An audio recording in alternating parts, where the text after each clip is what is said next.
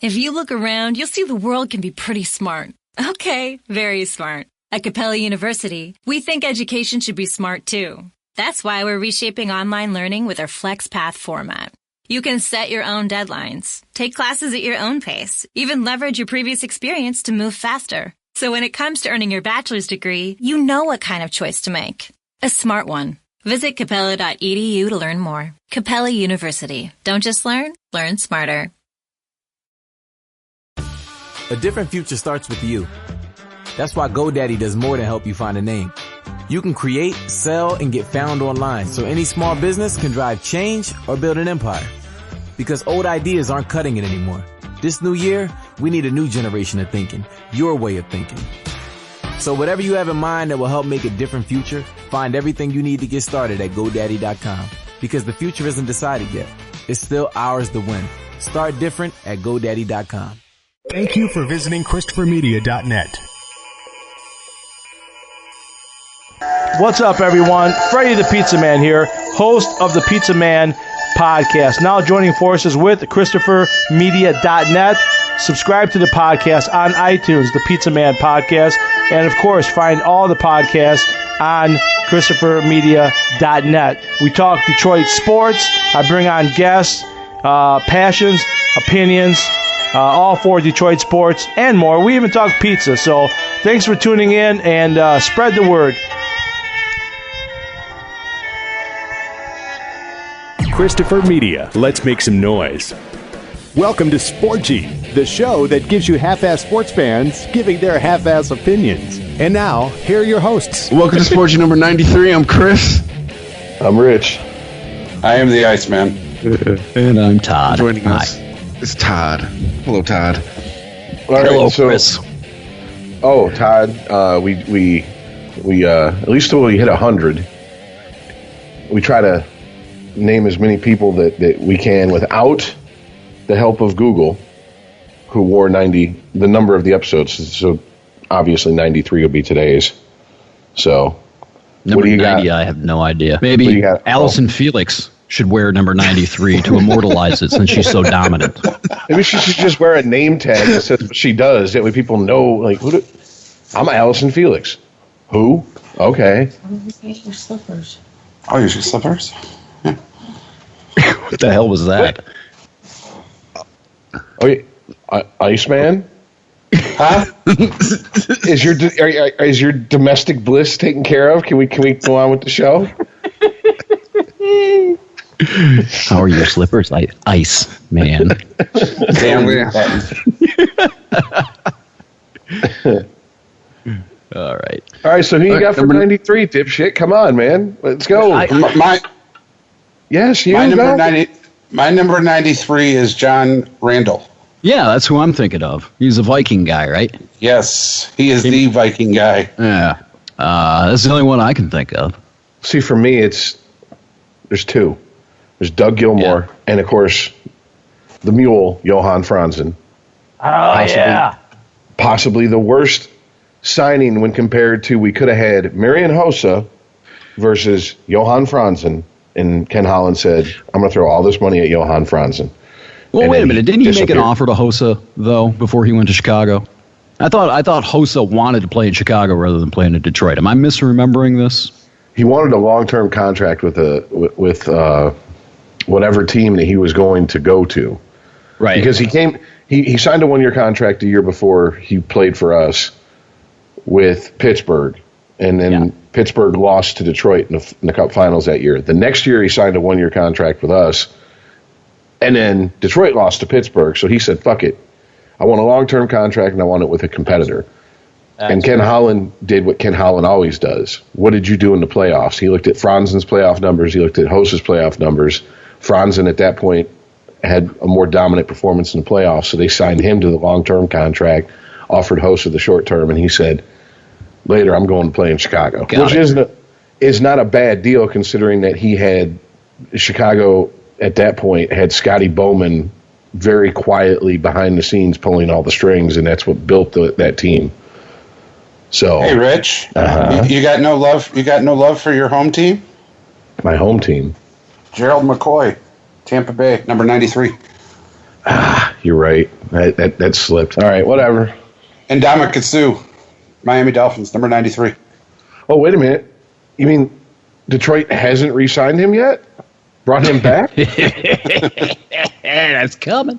He's visiting out west. Michael Fulmer was born in 1993. There's your Tiger, I guess. Best I can do. Sorry. Really? He was born in 93. Yeah. It was a year before I graduated, man. Fuck. Fuck you. It's 4 years after I was graduating. I know. It's like, God, it makes me think, what the fuck am I doing with my life? Yeah, I think it every day. Yeah, the other 93 I ain't mentioning. He plays for the toilet bowl. Oh, Jesus. Okay, so who is it? You don't have to say the name of the Bear. Yeah, I was going to say, he doesn't have to say the name if he doesn't want to. He's a defensive lineman. Richard Dent? No. Urlacher? Ogunleye. Oh, okay. All right, well, now that we've ejaculated every bit of 93 that we can, Todd's on here because we're going to, for the most part, after we get through with the sport I don't give a shit about, and maybe a little bit of football talk because of free agency, we're going to focus on previewing the 2018 MLB season. So I asked Todd to be on because us three together, me, Chris, and Earl, on our best day, we'll never know as much as you've forgotten about baseball. And I don't give that shit up easy. Trust me. I mean, if you didn't know shit, I'd tell you, you don't know shit. You know shit. That's the scary part. It's like Rain Man levels of baseball knowledge. So we'll push through the other sports and we'll get to that. So if that's not your thing, you might want to check out another episode. But if you do, Todd's here to shame us all about baseball. If you like baseball, this is your episode. You just got to give us a few minutes to get to it. Yeah. And if you know who the fuck Allison Felix is, email me at ToddZillaX@gmail.com. I have no idea who this bitch is, and she's ahead of Barry Bonds. No. So I guess that's where we're starting. So ESPN released a list of its top 20 most dominant athletes of the last 20 years because it's all about ESPN, and ESPN the magazine turned 20. And it's been an interesting week in the group chat because Chris and Iceman pretty much had a little, welcome to Thunderdome bitch moment that lasted like a day and a half over this list. No one was accused of preferring the company of men to women, but it almost got to that point. So since Earl brought the list up and stirred the pot, you get to lick the spoon. Go ahead. There's a lot of reasons that this list is just total bullshit. Todd, and in the pre-chat, Todd was on it. Who's Felix? I mean, there's so many different reasons. But you can't tell me that in the past 20 years, you're talking about the, quote, most dominant athlete in the past 20 years, and you don't put Michael Phelps in here? He is the most dominant athlete of 5 cycles of Olympics. 5 cycles, 20 years. He's not on this list. You can't talk dominant athletes and not mention the most decorated Olympian in Olympics history. 28 Olympic medals, 23 of them gold. The 2 Olympians they put in here combined have 18 medals. No, they don't know what the hell they're talking about. I don't follow this list, not even a little bit. Me neither. They've got 2 athletics special Olympians in the top 10, and Michael Schumacher and Jimmy Johnson. These are NASCAR drivers, for fuck's sakes. How are they athletes? They're not athletes. Yes, I agree. Michael Phelps should be on there before either one of these 2. I'm going to sit here and turn left for about 3 hours now. Put me on a list. Ah. No. Oh. So, in other words, right off the bat, we just lost everyone south of the Mason-Dixon line. All right. I know, right?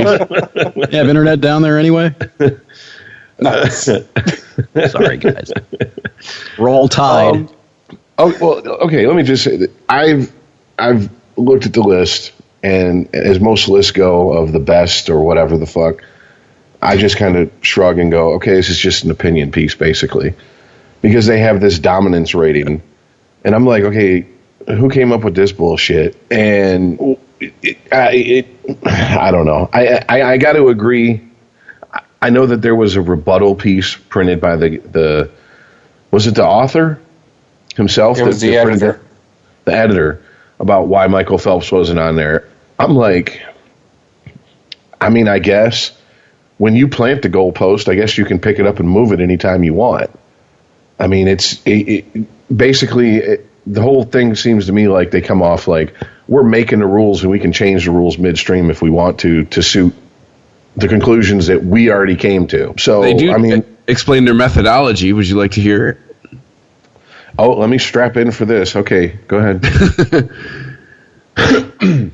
It is rather goalposty, but it says we use our unpatented 5-step process to determine the most dominant athletes of the past 20 years. First, we looked at the top league in every sport that has global annual revenues of $100 million or more, and for which there are reliable annual overall rankings or ratings of individual athletes for all or most of the past 20 years. Then we rated those sports athletes in each of the past 20 regular seasons by the best single performance metric available, adjusted these ratings to normalize athlete scores in each sport across time, narrowed our focus to the top 4 athletes each year in every sport, then adjusted the data again to put these players across sports on a common baseline. Then we added up all the results to achieve this list, in which one dominance share equals one standard deviation of performance by an athlete beyond the top 4 players in his or her sport for one season. For metrics in the MLB, they used WAR. The NBA, they used value above replacement. NFL, defensive adjusted yards above replacement. NHL, goals versus threshold. Why? First of all, why even? There is no NHL players in this list. Yeah, none. I mean, is that shocking coming from ESPN? No. I mean, in the last 20 years, they did what? They completely got rid of the NHL on their channel. So that's my beef right there. I'm like, really? I mean, granted, guys like Patrick Waugh and Martin Brodeur, yeah, those guys, maybe their careers ended in the last 20 years. Oh, Peter Forsberg. I mean, yeah, exactly. That's what I'm saying. These guys are going down as the best at their position ever. And you're telling me that they're not even sniffing this list, yet some track and field bitch who no one knows who the fuck she is on this list? Or 2 NASCAR guys. And I'm not saying this to further beat on NASCAR. I don't really personally consider it much of a sport myself, but why would there be 2 NASCAR guys on here, one of which is in the top 5? Actually, I'm sorry, Michael Schumacher. He's a Formula 1 guy, isn't he? Yes. Yeah. So I'm sorry. 2 car drivers are on here, and not one guy from the NHL. Yeah, I would put Jimmy Johnson on here. I don't know if I would necessarily put the Formula 1 guy on, but Jimmy Johnson, absolutely. I mean, if you're just talking about dominance in the sport they played, once again, what defines dominance? Championships?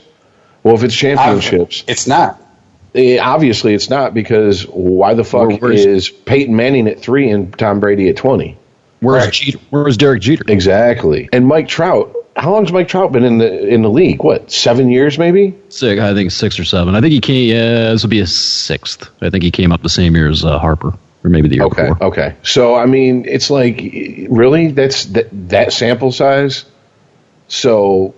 Once again, to me, it's just something to draw attention to ESPN, get people talking, interested in their magazine that nobody buys anymore, apparently. Well, I didn't even know ESPN, the magazine, was still around. So seems like they should rebrand ESPN the webpage or something. I mean, who buys magazines anymore? I didn't know magazines were still around. Yeah. That you couldn't jerk off to. You'd be surprised what people can jerk off to. Yeah. If you go in my bathroom, there's a few Bloomberg issues of Bloomberg in there. So if you like jerking off to fucking people talking about shit that doesn't affect you because you don't have enough money for it to affect you, come to my house. Well, wait a minute now. You're talking the last 20 years. So this is 1980. We're in 2018. So we're going back to 98. Did they go back to 98 or 99? How did that work? Did they start with 1998 or 1999? Because you're missing people like Pedro Martinez. You're missing people like Randy Johnson.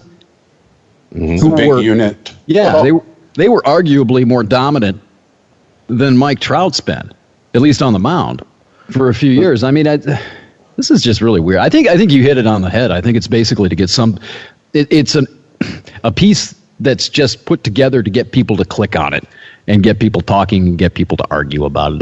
They can put down all the methodology they want, but damn well they have had to have some sort of a meeting where they said, well, we have to have everything represented now.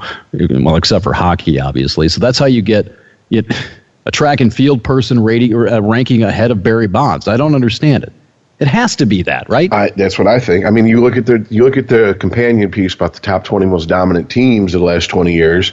Yeah, I didn't see that. There's like the two women's college basketball team, one WNBA team, and are the 2002 Red Wings on there? No, the 97, 98 or 2007, 2008 Red Wings are on there. The 2002. Wow. Yeah.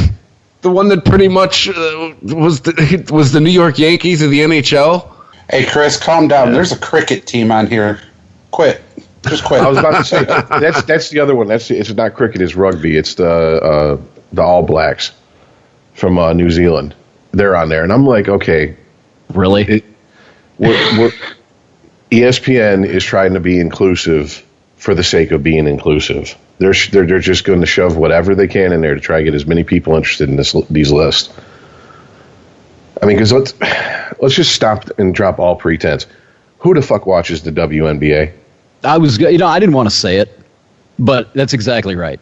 I mean, their families. Well, we had what? Feminists. I don't know. The Detroit team. What are they called? No longer. Shock. The Shock. There we go. Yeah. They won what? 3 championships in a row, or in the span of like 5-6 years, something like that. And their head coach was a former champion in the NBA with Bill Laimbeer. And that team's gone. It doesn't exist anymore. That was one of the best teams in that league, and they couldn't maintain that team. So, whatever. Hey, it's ESPN. This is well-worn carpet on this show, but yeah, we know who butters their bread and signs their check. It's Mickey Rat, and Disney has to make sure everybody's fucking satisfied. Yeah, and they have an agenda to push, and well, there you go. This is the end result of it. You get, what was her name? The track and field chick. Felix. Allison Felix. No, it wasn't. The chick was Jimmy Johnson, wasn't it?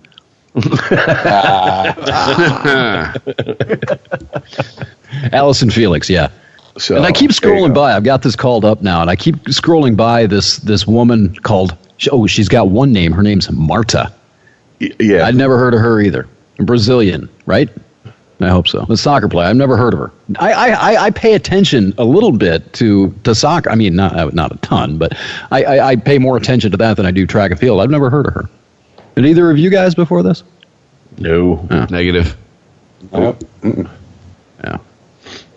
So, and then, Lauren Jackson is at 13 from the WNBA. Yeah.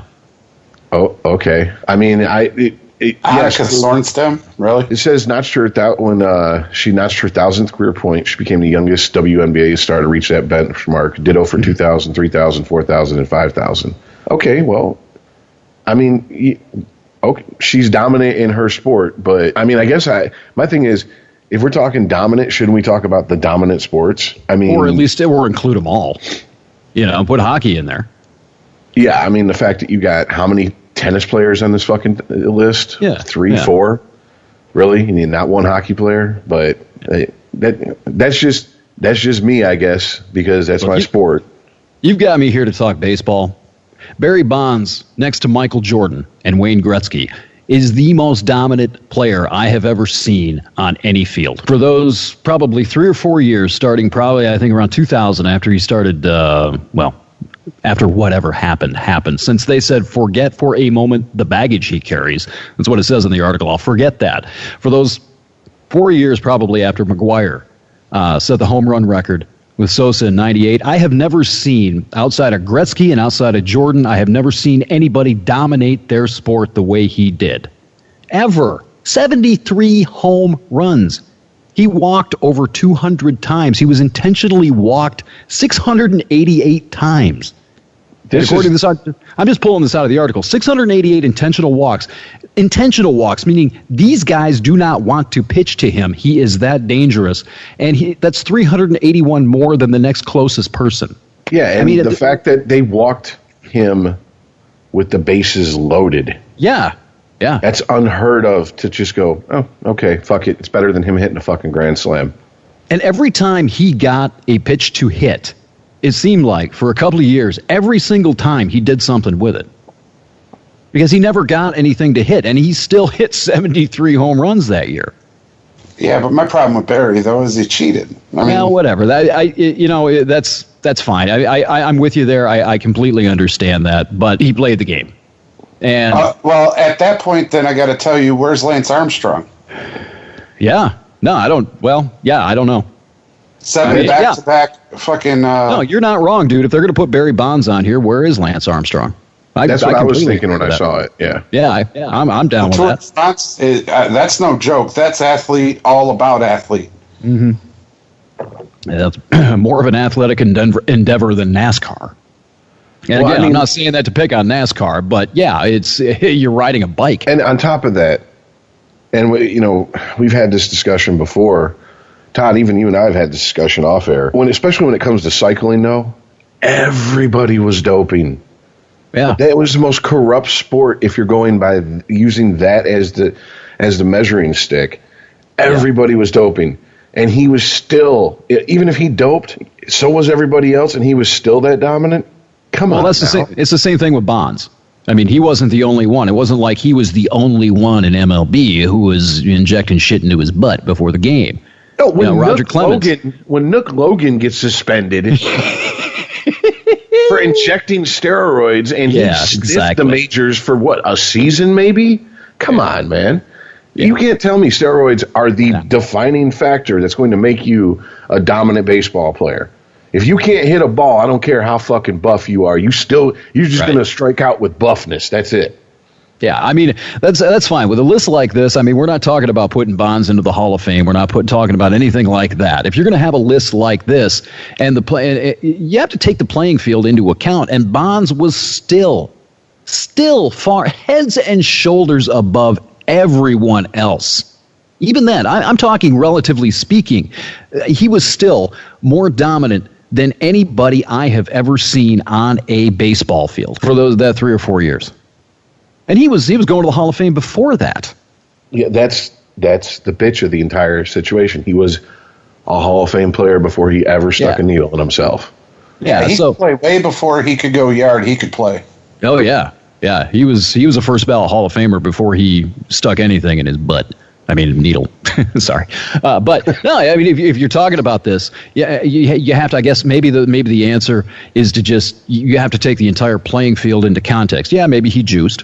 But so did maybe Lance Armstrong juice, but so did everybody else. So if you're talking about a dominance rating, you really don't have to qualify that because he was doing it against the same juiced competition. And he was still doing it. Lance Armstrong didn't juice. It was fucking chemo. Jesus. Super cancer. Yeah. He got that good cancer like Magic Johnson has that good AIDS. Makes you gain weight in open movie theaters. But no, dude, fucking the pitchers were juicing. Yeah. I mean, what do you expect? You got Andy Pettit and Roger Clemens. And look at Andy Pettit. On what planet is he considered jacked? None. I mean, these guys were doing it. They weren't doing it to get big like Bonds necessarily. Everybody. Wow. They were doing it different ways. The pitchers were doing it because it helped with recovery. In other words, their arm would bounce back, and it would help them kind of heal, and they'd be stronger for their next start because it wouldn't take them as long, their body, to recover as quickly. It's a different game with pitchers than it is with hitters. Exactly. That's what I'm getting at. I mean, I don't know. I've said this before a dozen times on this show. put him in the fucking Hall of Fame, slap a note on it, call it the steroid era, just like they had the dead ball era. Right. Baseball, the best thing they could do is to just fucking go, you know what? Yeah, we fucked up. We know it. But we're doing our best to keep clean, quote unquote. But that's just the way it is, man. I mean, it's I tell you, really think they're going to put him in the Hall of Fame? We're talking about an organization that won't put Pete Rose in the Hall of Fame. Well, you got to understand the history of gambling, though. I do. I mean, that's a whole different conversation because gambling and the Black Sox and all that shit back in 1919 almost brought the entire game down. And baseball, whether it's right or wrong, they have a no tolerance, relatively speaking anyway, a no tolerance policy as far as when it comes to gambling, simply because of what happened in their past. It's almost like they have PTSD when it comes to gambling. So Pete Rose, I mean, Pete Rose is Pete Rose. He's an asshole. He's unapologetic. He, sort of held to the I didn't do anything wrong thing for way too long. Had he been contrite, had he admitted to what he had done a long time ago, he might have a shot at getting in. But it is weird that your all-time hits leader and your all-time home run leader, neither one are in the Hall of Fame. It is a little odd. Exactly. And, yeah. I mean, we could do almost probably a whole show on how fucked up the Hall of Fame for baseball voting is, but we're not putting people in because they were exemplary human beings off the field, or else Ty Cobb would never even sniff the Hall of Fame. Right. Well, Ty Cobb also he also had there was gambling surrounding him too. So I mean, there's some weird things. There's some weird inconsistencies when it goes to that because Ty Cobb and Barry Bonds is also he's one of those guys that he's known as a prick. He's really, just a real jackass when it comes to dealing with people in the press, kind of like Ty Cobb was, kind of like Pete Rose was. But there's this really weird disconnect when it comes to, people like Cobb and the racism and beating a handicapped guy in the stands being tied to gambling. But he's not just first ballot. He's a first class inductee. But yet you've got people like Bonds and Rose who are, sort of kept out because of a lot of it's due to their relationship with the press. It is a lot of it. Well, yeah, that's where I'm like, your personal opinion of their personality should not affect the numbers are what you are putting into the Hall of Fame. The numbers they put up, not their personality. Yeah. This isn't nice guy Hall of Fame. Yeah, Jack Morris is going to the Hall of Fame. Personally, I wouldn't have voted for either Trammell or Morris. I know that's blasphemy being in the state of Michigan and saying that, but I personally, just my opinion, I would have voted for neither one of them. But Morris is going to the Hall of Fame this year, put in by the Veterans Committee, and a lot of people think that had Morris had a better relationship and been more accessible with the press, that he probably would have made it several years ago. A lot of people think that that's the reason that it took him so long, that he fell off the actual writer's ballot and had to be put in by the Veterans Committee. But it happens. I don't understand it. Honestly, I don't understand why. I think it's like anything else in life. You got to play the game and you got to be politic when you do it. And if you don't, yeah. Look, we're half-ass sports media because we do a show. We talk about sports. But I mean, there's a lot of guys in sports media who were the picked last type guys. They love sports, but I'll take the fat kid over fucking John Clayton. Yeah. You know what I'm saying? Yeah. And they're pissy about it. So yeah. But that's a whole nother subject. I do think it's. I mean, look, I'm not. You wouldn't put Smoking Jack Morris in the Hall of Fame, Todd? I wouldn't put Jack Morris in the Hall of Fame, no. I'm kind of a prick when it comes to Hall of Fame voting, and I like the idea that the Baseball Hall of Fame is exclusive. I don't want it to turn into Canton. I don't want it to turn into you let everybody in if they were kind of good.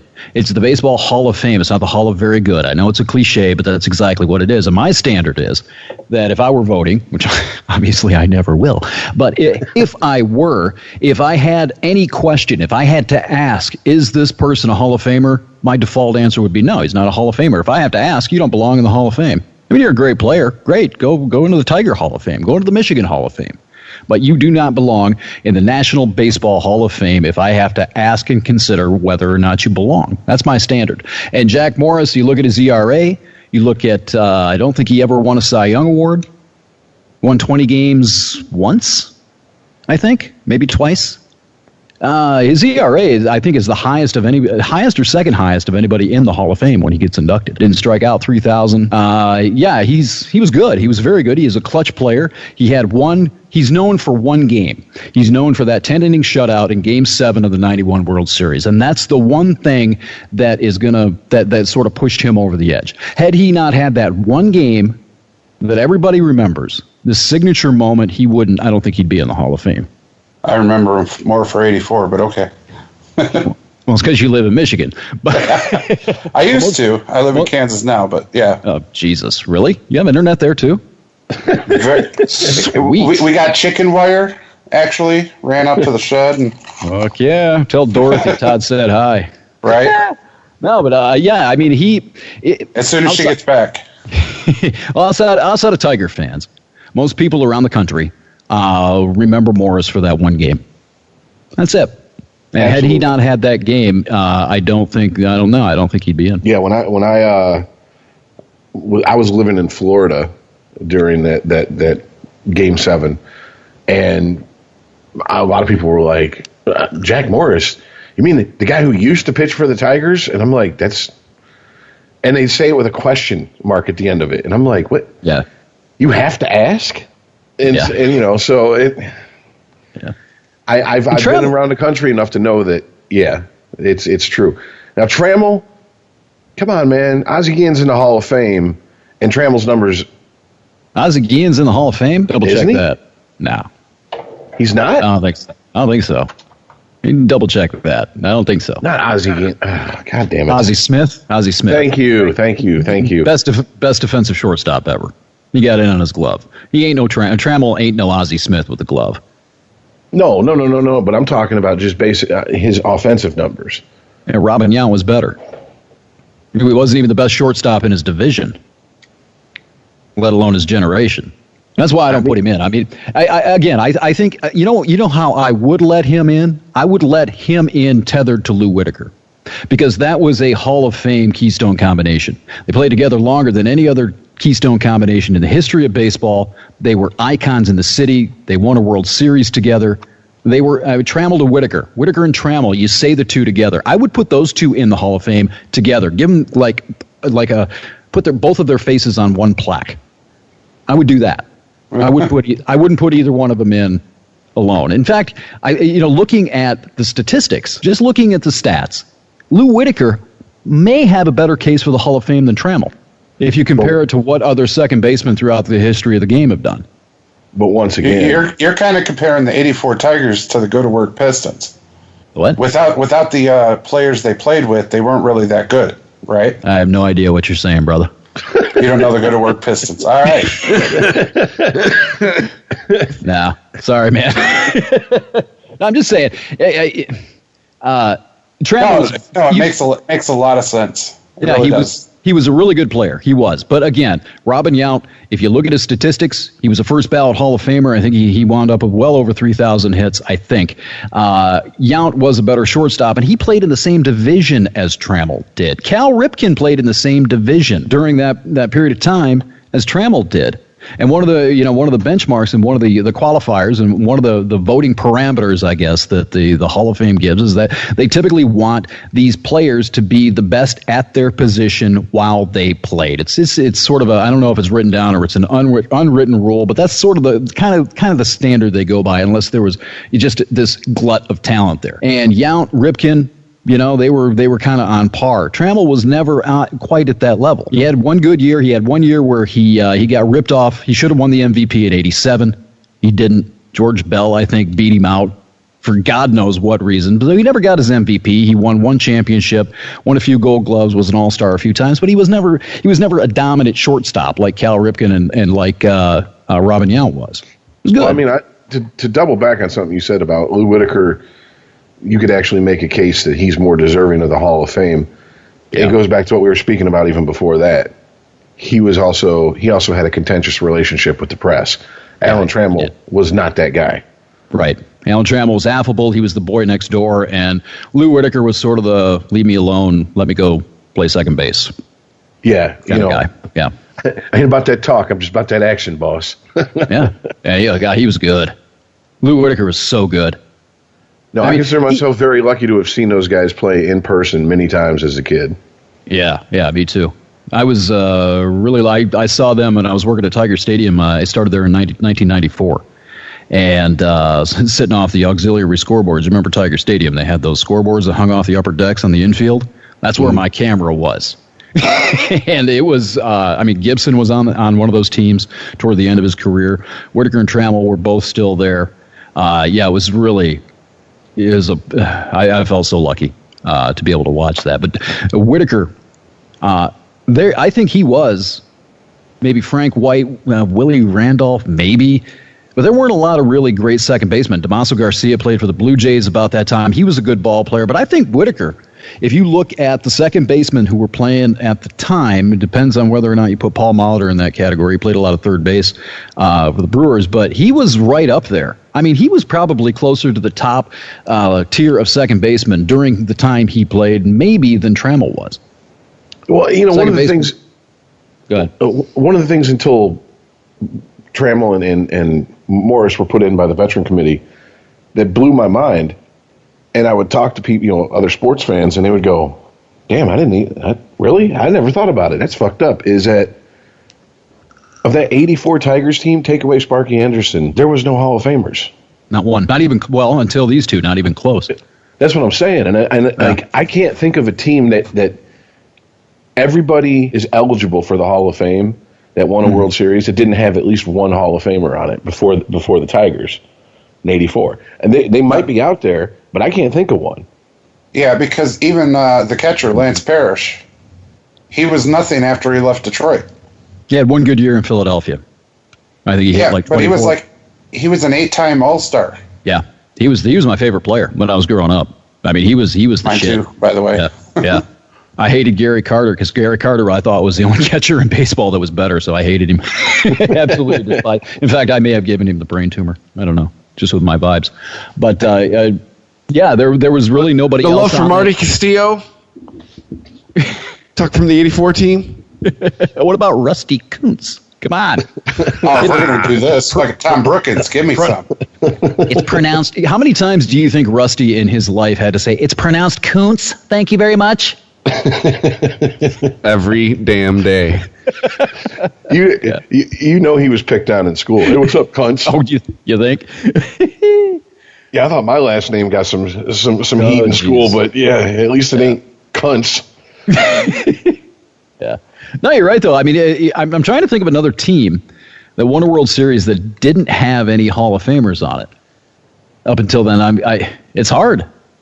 I don't know that I really don't know that I can think of one. I mean, because every once in a while I would say this, and someone would go, "What about Gibby?" I'm like, "Yo, Mr. Two Hit himself." No, he ain't going anywhere. He's known for 2 hits. He's known for the World Series in '84, and he's known for Game 1 of '88. Yeah, that's it. That's exactly right. I mean, don't get me wrong. I love Gibby. I loved it. He's the type of player I love. I don't really find myself rooting for the superstars. I mean, I'd love to have him on my team.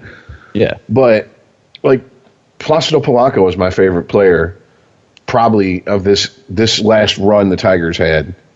And growing up, it was Mike Heath. I like the grind them, the everyday grind them out guys that do the little things. That they aren't home runs. They're not 15 strikeouts in a game, but they win you the fucking game. Yeah. There was a period where Placido Polanco was rock solid at second, and if you got on, he was going to move you. If you got on before him, that's why they hit him second. He was the best contact hitter in the league for a season or two. He was going to get you over one way or the other. Mm-hmm. And, I mean, that was just... You need guys like that. I mean, unless you're going to just stock your team with nothing but fucking guys that just hit the long ball. But, that's no guarantee of winning because look at the 2006 Yankees versus the Tigers. I mean, Leland called the 2006 Yankees Murderer's Row plus Cano. And what happened? Mm-hmm. Bye-bye shit fucking team. I mean, that's what happened to that team. So, yeah. All right, better catcher, Lance Parrish or Matt Noakes? No, Lance Parrish. You kidding me? Jesus, yeah. That's a question. Someone has to debate that. I guess, actually, if you want to phrase that question next time to somebody else, dude, ask them who had the best season, Lance Parrish or Matt Noakes. Because then it's not so. I think Noakes had one or two. He almost hit 30 home runs, or did hit 30 home runs, I think, one year, didn't he? I think so, yeah.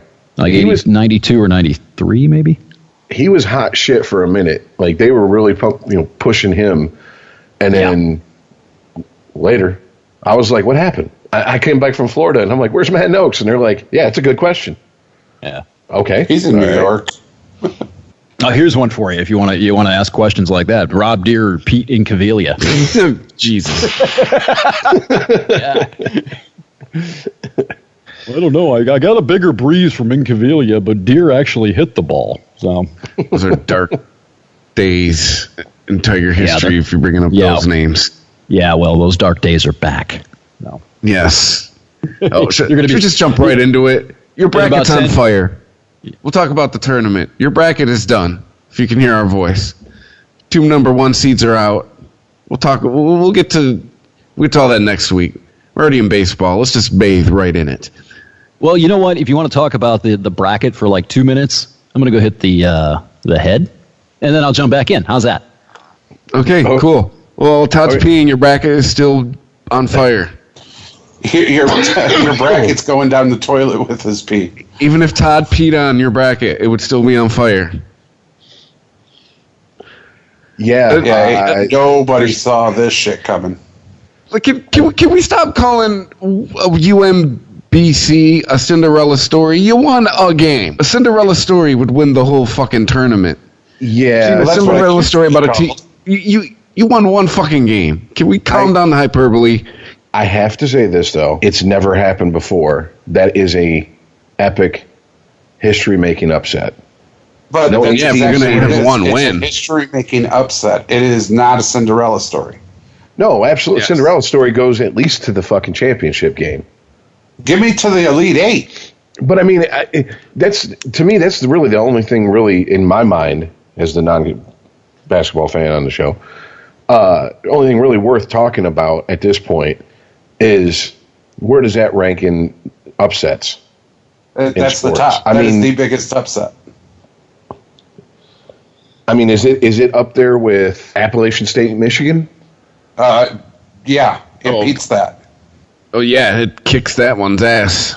Yeah, because Virginia was ranked the number 1 team in the country.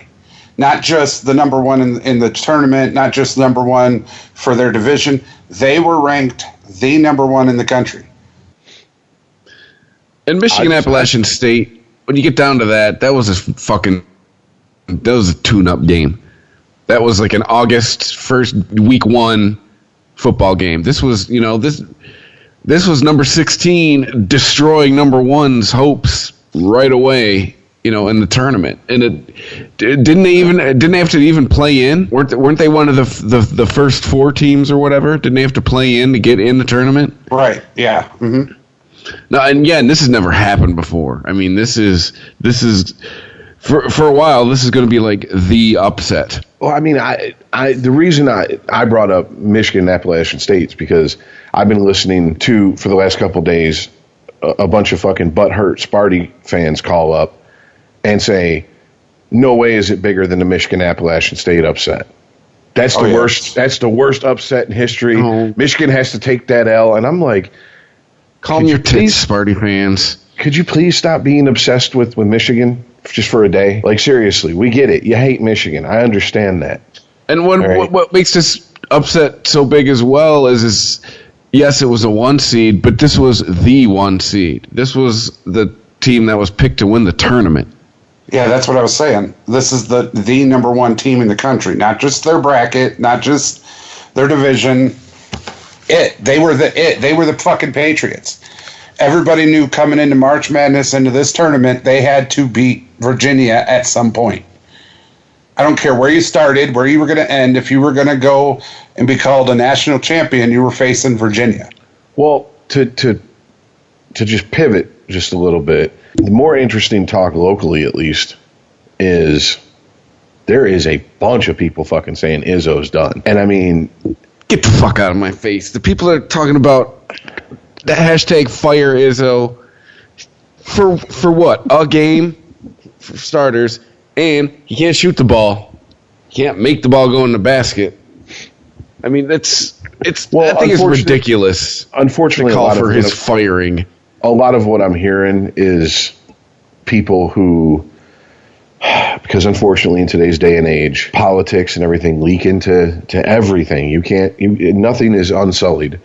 And, it's the athletic department at MSU because of Larry Nassar, and he had Izzo had a recruit have a $40 dinner with a agent, and he didn't report this, and so they're trying to connect dots and say it's systemic. It's the entire athletic department at MSU.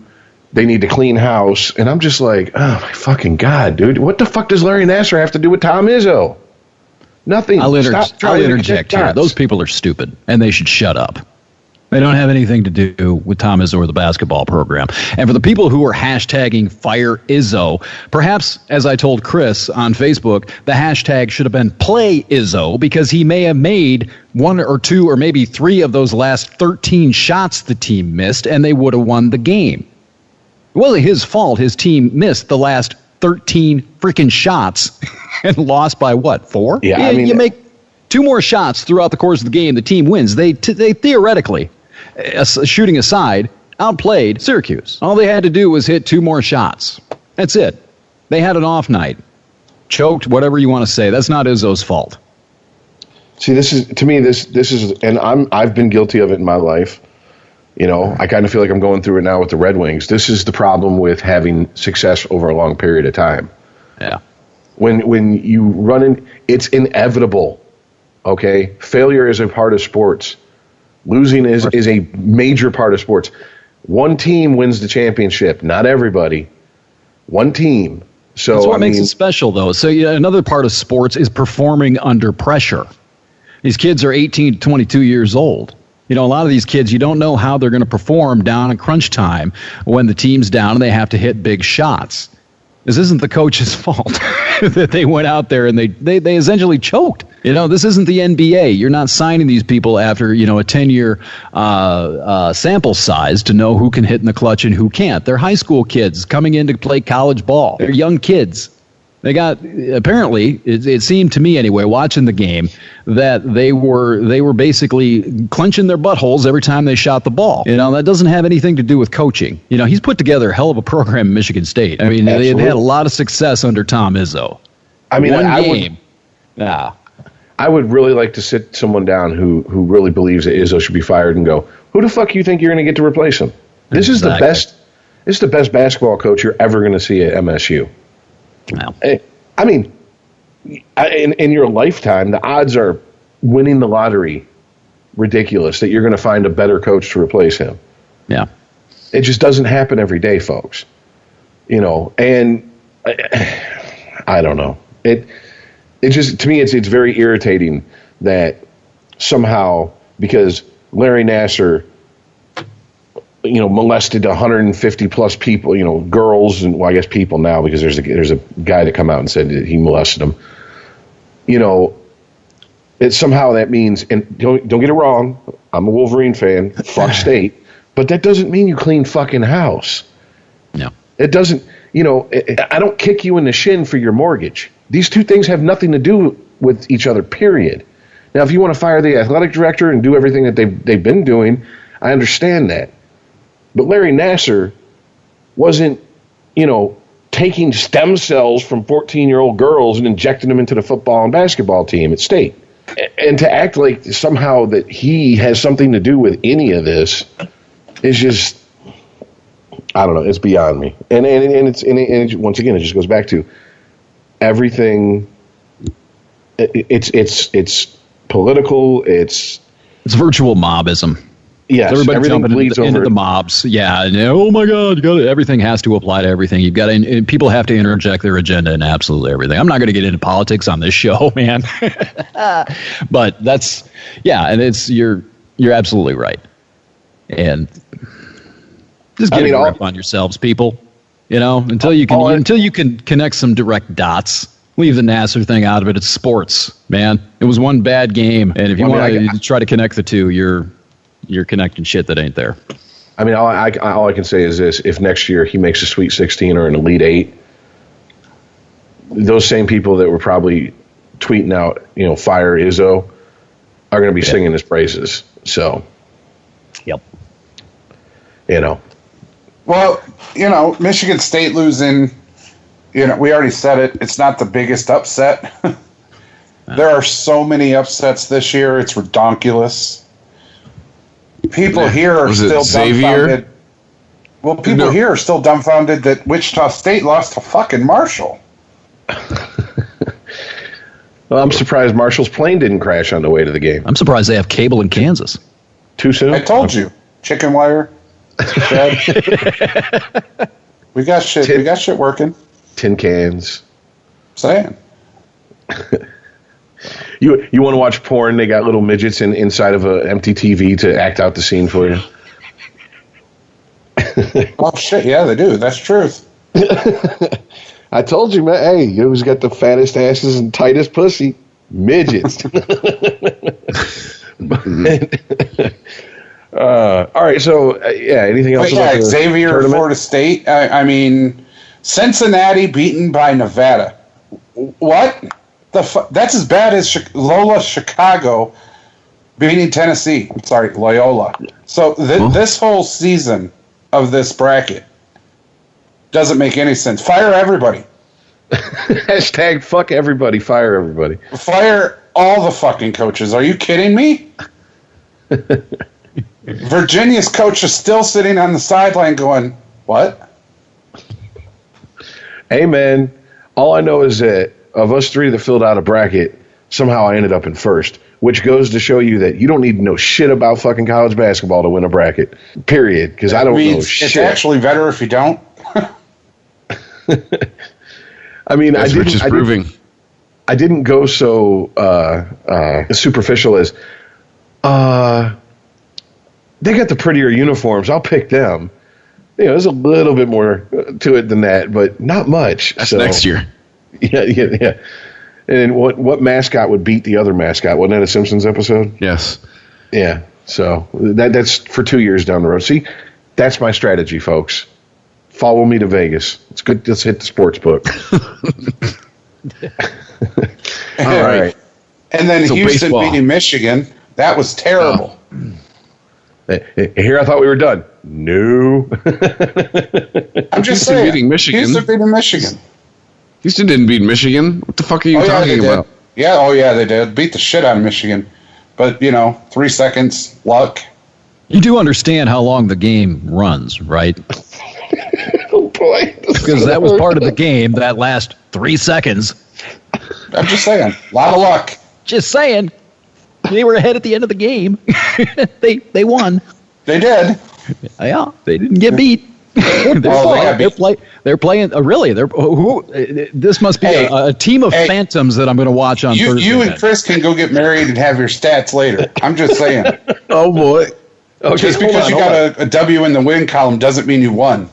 Yeah, actually, the W stands for wins. Hey, it does mean you won. If you're standing as the ref's counting 10 and the other guy's knocked out, but you still look like you went through the grinder, you didn't actually win. Jesus Christ! Did you vote for Hillary?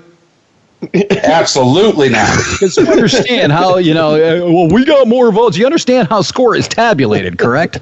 At the end of the game wins. Well, that's fine. And like I said, you can have your W and your stats all you like. I'm just saying, doesn't mean you won. Got your ass kicked. Sometimes winning when you've gotten outplayed. That's part of the game. That is part of the game. I agree. But Earl, a couple years ago, Michigan MSU football game, MSU won it. They never led that fucking game, not once. They won it on a fucked up fumble. Yeah, on what the fuckins. You're absolutely right. And Michigan still had to take that L. So, I mean... All I'm saying is just because there's a W in the column doesn't mean you didn't get your ass whipped. No. Technically, that's exactly what it means. Okay. No, it's not. What does W stand for? Stands for pass the popcorn. Does it stand for what? No, it stands for wins. It stands for whooping. That's what it stands for, whooping.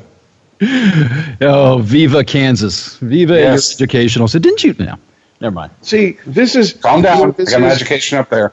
This is your early and mid '90s rooting for the Blackhawks because Belfour was on the team mentality coming out.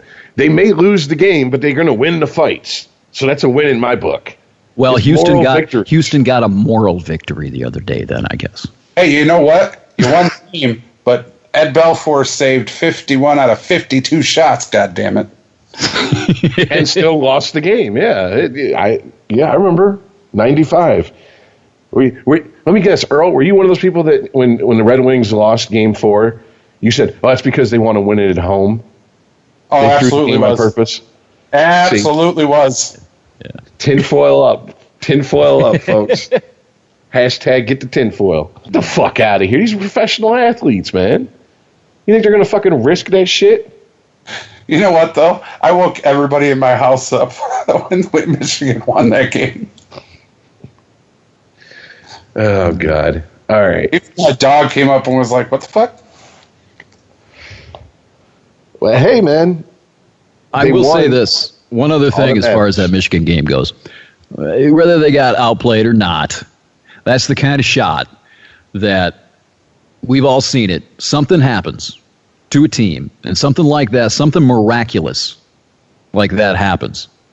And that's the thing that can propel a team to a championship. Actually, go back further than that, Todd.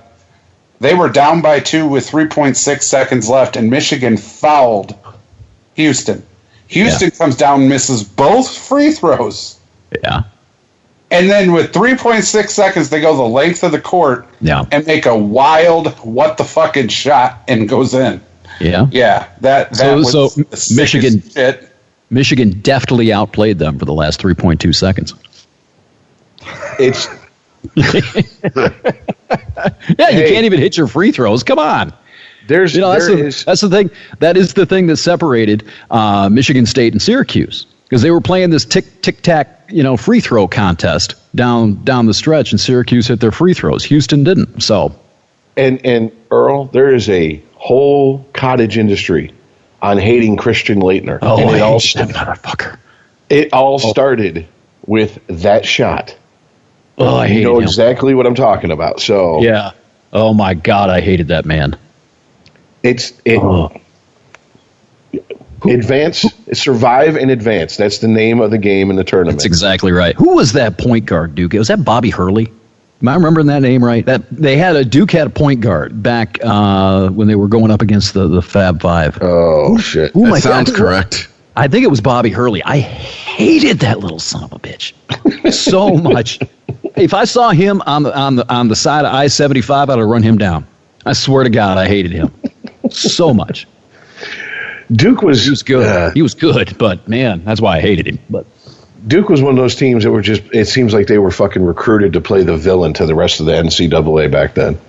Oh, look this up. I'm going to look this up online. If you hear me like sort of yelp like a little girl, it's Bobby Hurley that I'm looking at, and I can't stand it. So. You're like Bernie Mac in Don't Be a Menace.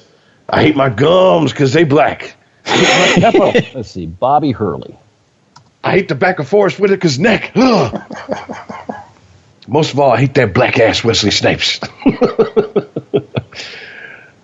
Oh my God, he's still around. He's the head coach at Arizona State. It looks like that's him. That's the mother. All right. Yeah. He was number 11 for Duke. That's him. I'd take a nice pick to his temple. But yeah, he's the head coach. Don't go back, Todd. Tell us how you really feel, man. No, you're the one that brought up. You're the one that mentioned Christian Laettner, man. I brought up Christian Laettner. Oh, I'm sorry. Yeah, he's the head coach. It looks like Arizona State now. He's a good ball player. He played in the NBA for a little while, didn't he? Like Sacramento or something like that. Ladies and gentlemen, Todd has left the podcast, and to sit in and replace him is Dexter Morgan. Okay, so tell us how you want to kidnap him, tie him up in your kill room. Tie him up and do bad things. Oh, God. He just looks like a little rat. That's what it is. A little basketball playing rat. And that 11, he wore number 11. It looks like he's got two little sort of radioactive and engineered defective rat tails hanging out of his chest. I hate him. Wow. We all have our first, I guess. Apologies to deep into the trench of the ocean of hate for Todd from Todd on this show. Apologies to Duke fans. Yeah, they don't. Fuck them. They don't need any apologies. They can pull down those national championship banners and dry their tears with that. Yeah, you ever hear that philosophy? Like, if you could go back in time, would you kill Adolf Hitler? That's how I feel about Bobby Hurley. I might smother him in the crib. Damn. Got some, Mrs. Hurley. We're sorry. Your child died of SIDS. By the way, I want to mention at 45. Yeah. Just in case anybody's interested, if you go to escapingthecave.com, I am still available for children's parties. Yes. And he'll bring John Wayne Gacy, so you'll have a clown. Only if you got some serious smelling salts and space heaters. Yeah, I know. Oh, yeah. And if I start talking to the tacos and calling it Bobby, you probably shouldn't eat any.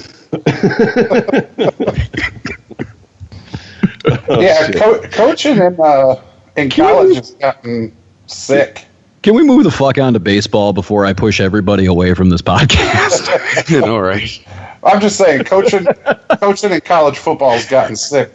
Do you guys know that Penny Hardaway is now the coach of Memphis? No, I didn't know that. Does he come with Little Penny? That recently happened. No. Does he come with Little Penny? Yeah, I saw that the other day. Yeah, with Little Penny. Yeah. Gonna have a cameo in No Diggity 2018. Yeah. Okay.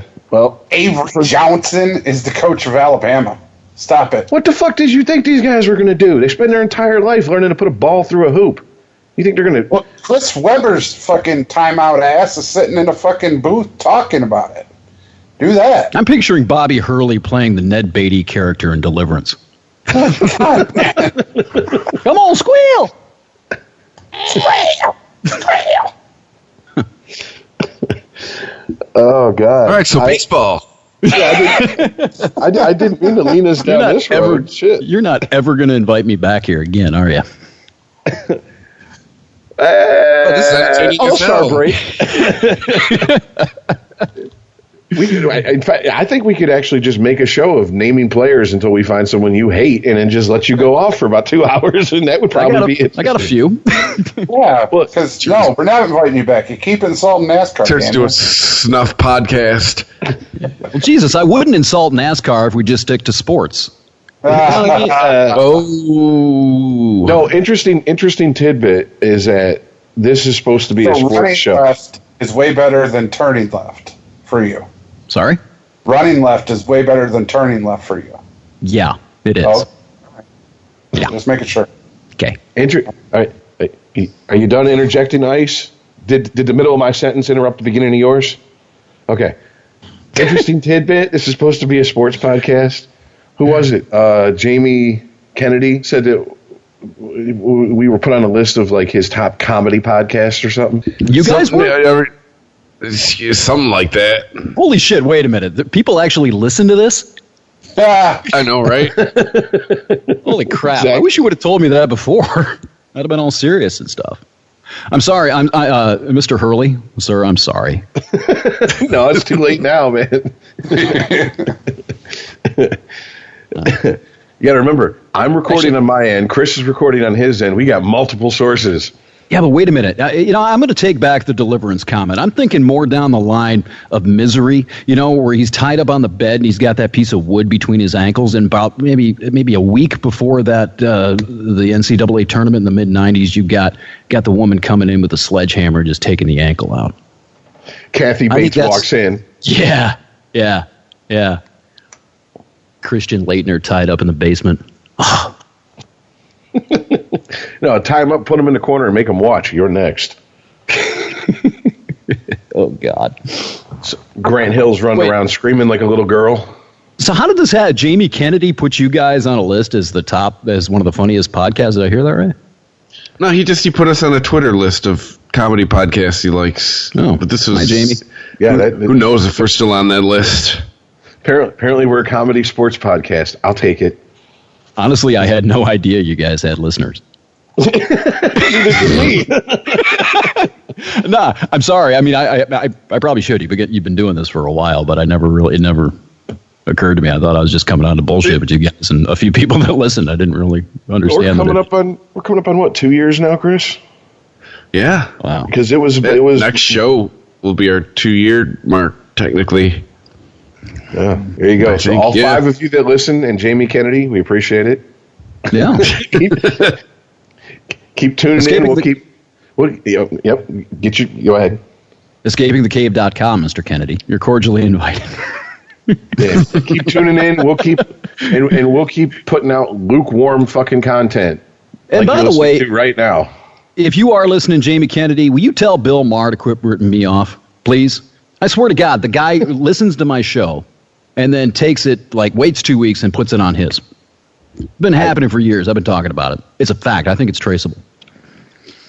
We got the same impression on Unregimented. It's like, weren't we talking about this a week ago, 2 weeks ago? Like, is it just that? It's weird. Is it just that our fingers on the pulse? Station that used to be known for sports, ESPN, rips our Sporgy podcast off all the fucking time.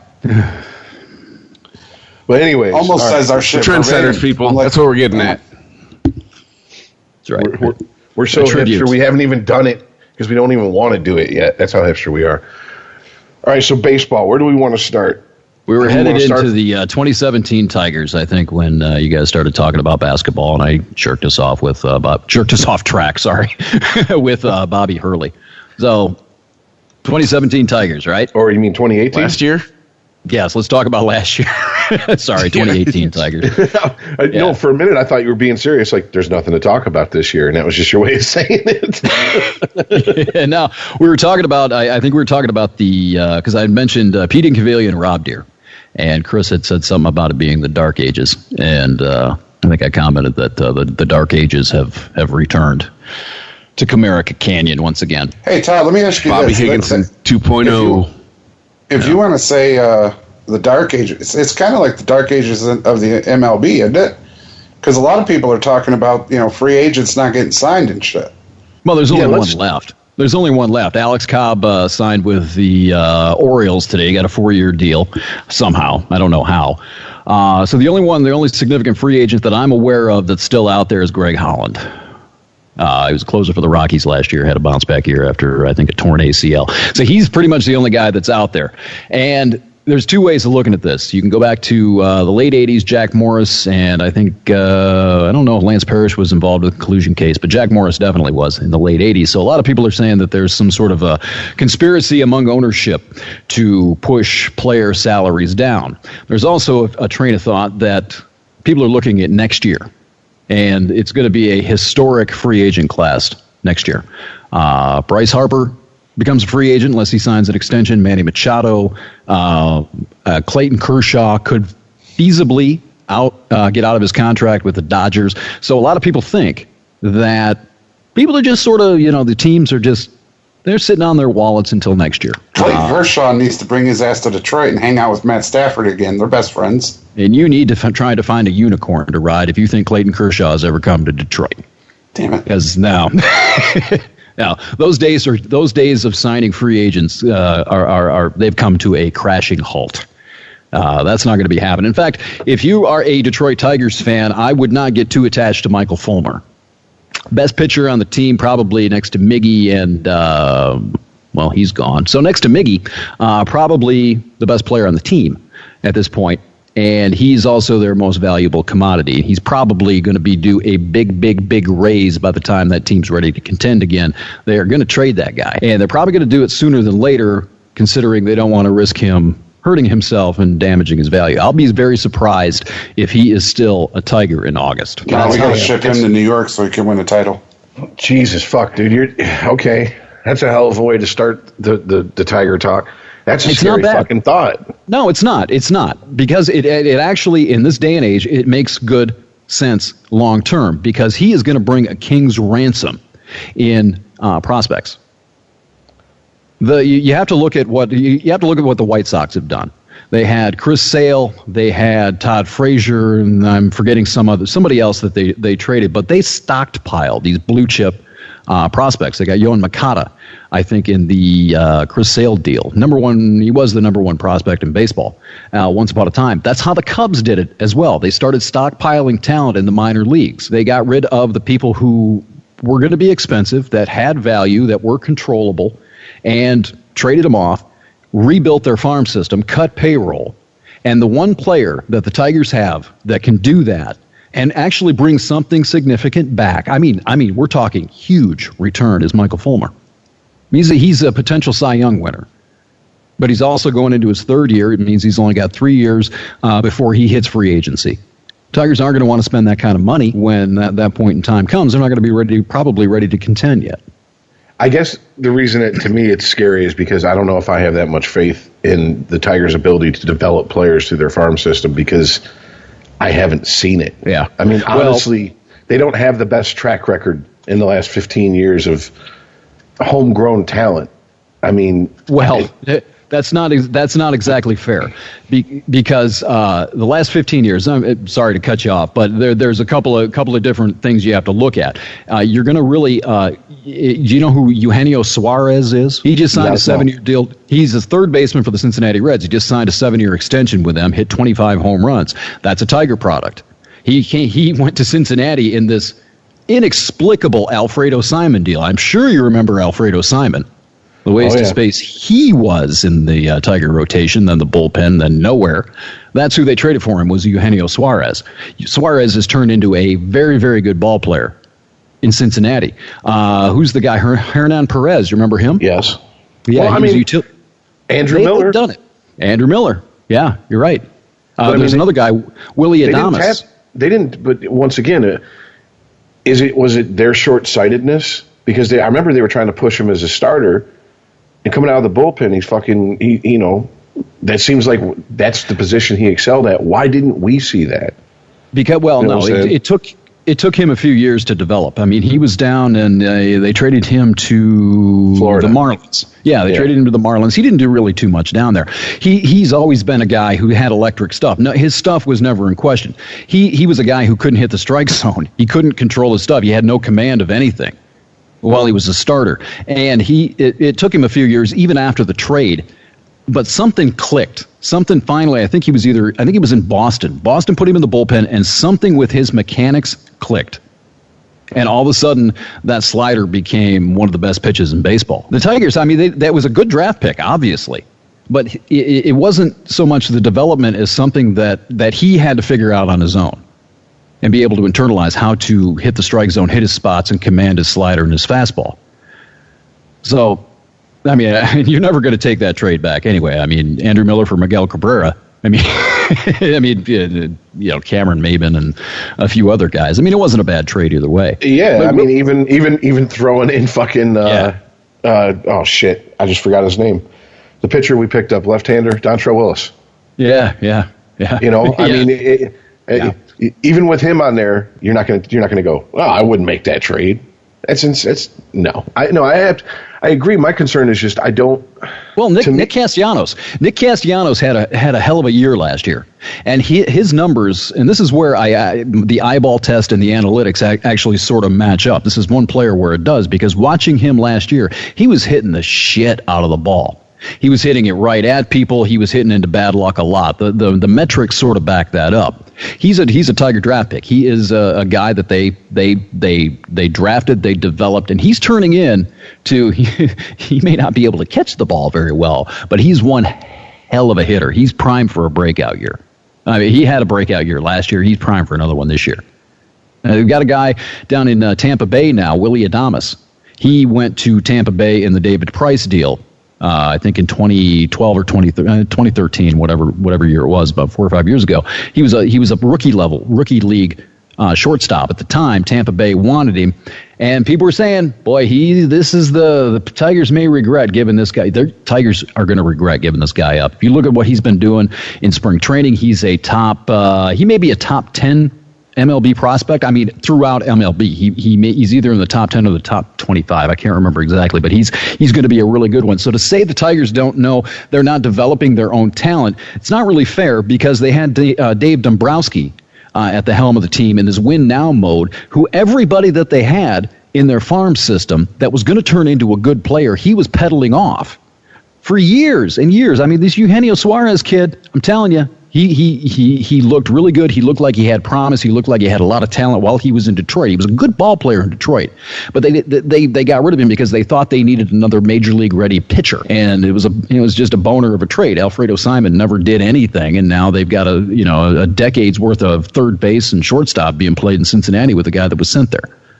So the Tigers, I mean, they've been okay. They've drafted really well with their pitching. I think the last few years they basically have the next rotation set up in the minor leagues, provided no one gets hurt and provided they continue to develop. But they're not there yet. And they got the number 1 draft pick coming this year, number 1 overall. So that should help. Should be able to get a superstar out of that, or at least a very good everyday player for several years. And then they've got this Michael Fulmer kid that can bring back a whole hell of a lot more. So, I guess my question is, what is the model they're basing this rebuild on? It's the Cubs and the White Sox, kinda, but I mean, it's not. Nothing's ever. You're not gonna have a direct comparison because the financials are different. They couldn't get anything for Ian Kinsler. Ian Kinsler had a no trade clause. He was he's getting older. He had an off year, and he was going to only go. Plus he had 1 more year in his contract, so he was going to he held all the leverage over the wintertime. So people are always complaining, well, why the hell didn't you get more for Ian Kinsler? Well, nobody was going to give him any more than that, because he had maybe 2 or 3 teams that he was willing to be traded to, right? He had an off year, and his contract was going to be up next year anyway, right? So why would a team, give up blue chip prospects for somebody like that? Justin Upton basically just left. And J.D. Martinez was the same thing. The market at the end of the year last year for power hitting bats it just wasn't there.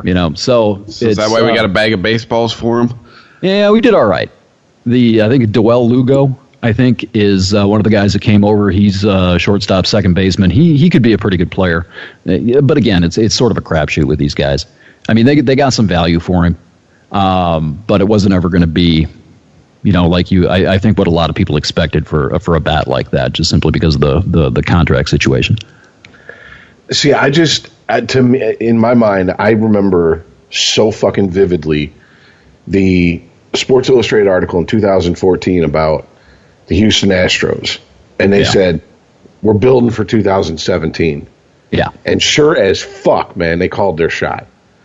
Yeah. And I'm just like, what? That just doesn't seem to happen with the Tigers. And I mean, you got, the Golden Boy.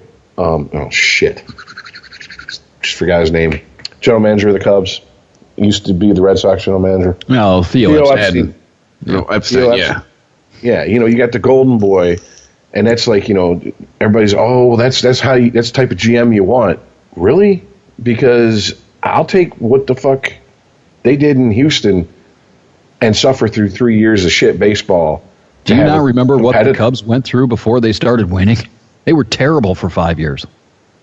Terrible. The Astros, if anything, emulated the Cubs. That was going to be my next question. Who were the Astros? Yeah, who were the Astros basing their rebuild on? Theo Epstein. Okay, so once again, it goes back to the Golden Boy. Yeah. He's the archetype of the type of general manager you want these days. That's a Hall of Famer right there. You watch. Yeah, absolutely. That's another one the ex-wife was a fan of. I'm like, he don't even play, but he's cute. I'm like, oh, Jesus, God. He is a handsome man. I'm secure enough of my sexuality to say if we were in prison, he'd be on bottom. I'm perfectly fine saying that.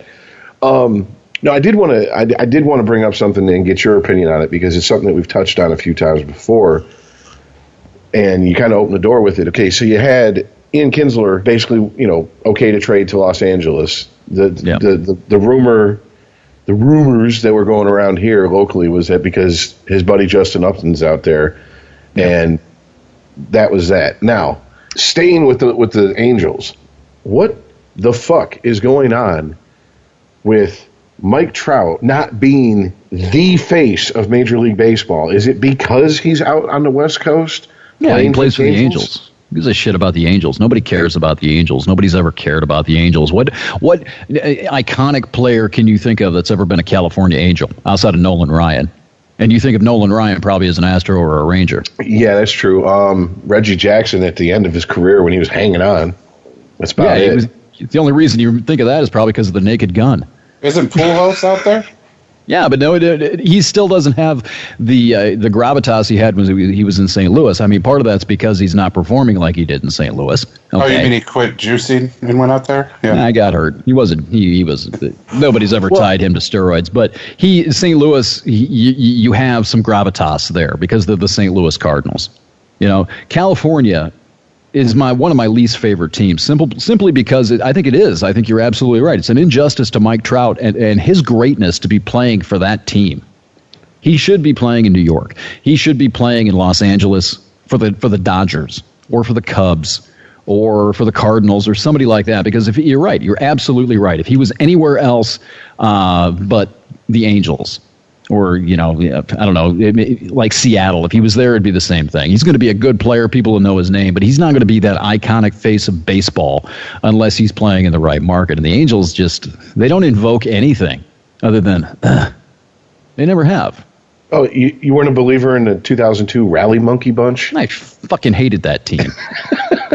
I would have burnt that Rally Monkey with Bobby Hurley. Said Bobby Hurley. I'm going to beat a motherfucker with another motherfucker.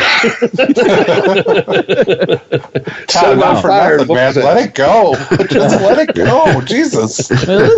Blame Rich. He's the one that mentioned Leitner, and I always associate the two. This is your fault, Rich. Hey, if you haven't listened to the podcast, Todd, you don't know this, but you hate, it's hard to do, but you hate Hurley more than I hate James. Yeah, he hates LeBron James pretty bad, dude. Yeah. I've still got this picture of Bobby Hurley up here. I'm looking at it, and I'm just anyway. No, the Angels are. I brought up Google Maps to try to get to him, dude. Let it go. Only if it takes me through Kansas. No, I mean the Angels are sort of like the Padres. I mean San Diego. Yeah, if you think about like Tony Gwynn, how awesome and how iconic would his place, I mean, he's still got a really significant place in baseball history, but if you had put him in Chicago or you had put him with the Dodgers, or again, I always come back to St. Louis, even in Detroit or New York, Boston, I mean, you're talking his reach, I guess, his brand would have reached a whole hell of a lot further than it did playing for the Padres. Mm-hmm. There are just certain teams that don't.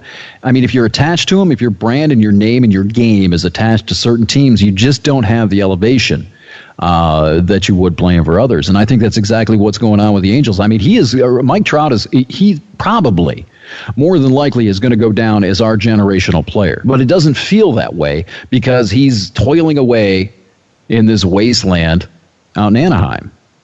He should be. I really hope, for baseball's sake, for his sake, that when his contract, he signed an extension.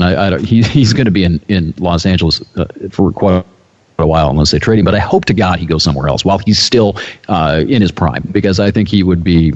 Yeah, he's a little Mickey Mantle, but it doesn't feel that way. Yeah, I mean, I've heard many different reasons given. One, like you said, it's the Angels. Who gives a fuck about the Angels unless you're an Angel fan? Two, it's because he's on the West Coast, and there's an East Coast bias with ESPN, et cetera, et cetera. I mean, these are all theories that I've heard thrown out there, and I'm just like, well, explain Clayton Kershaw. I mean, Clayton Kershaw is thought of the best pitcher in baseball. He plays 20, 30 miles up the coast.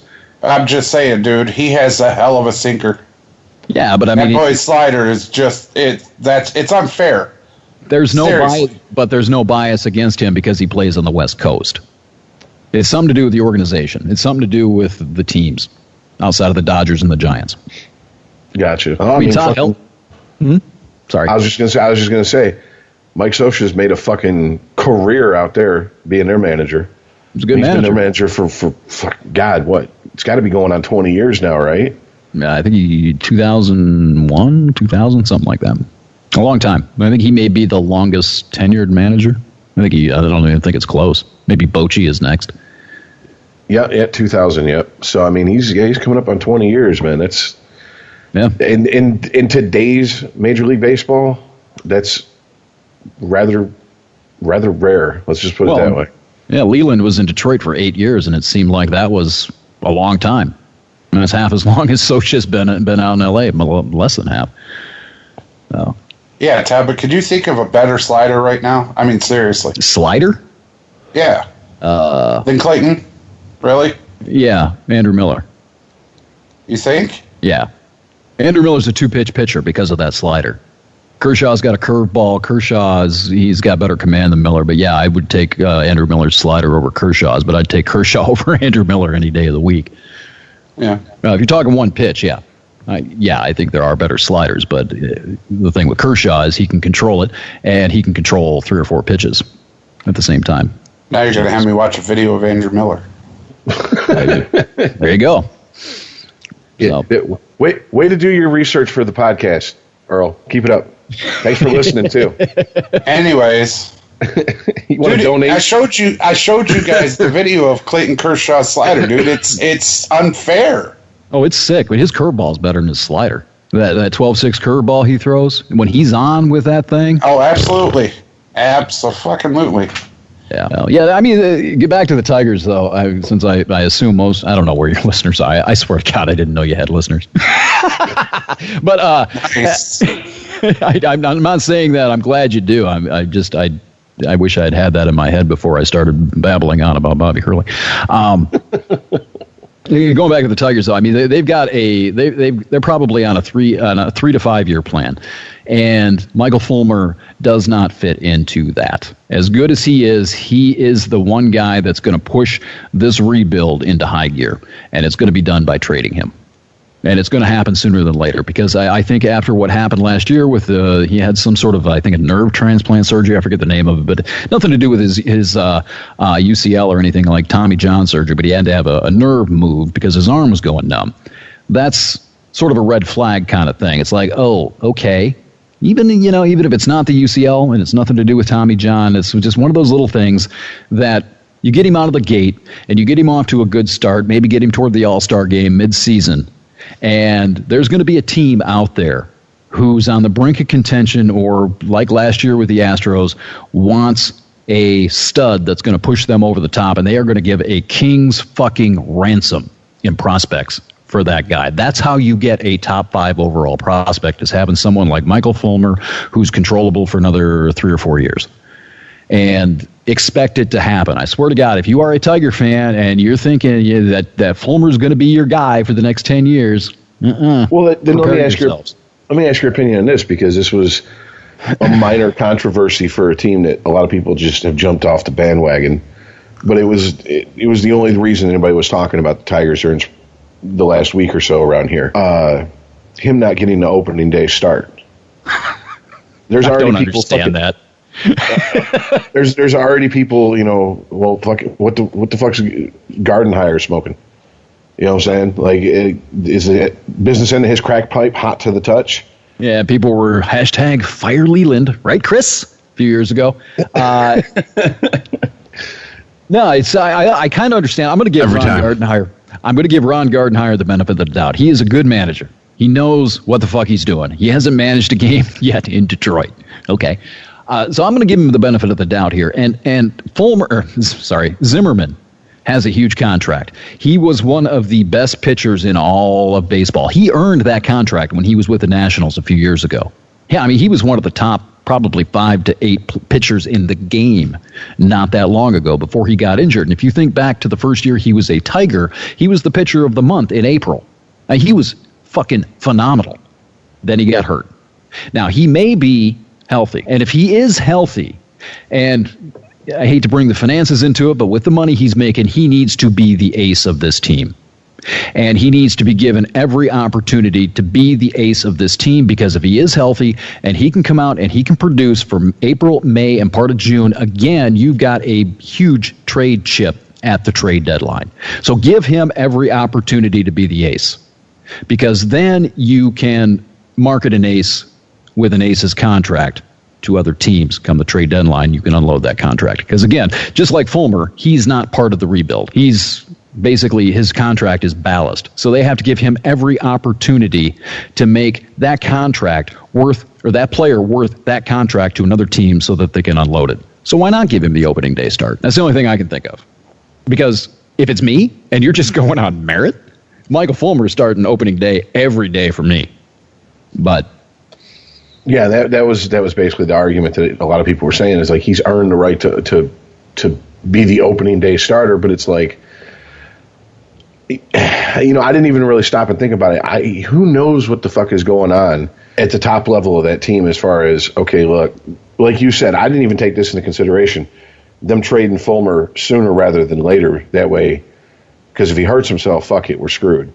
Yep. You know what I'm saying? I didn't even think about it that way. So sell high. Exactly. So I just, there you go. And they don't have a lot of other chips for down that line. I mean, Jose Iglesias is in his walk here. You talk about getting a bag of baseballs. You're not going to get shit for him. He's a light hitting, big glove shortstop.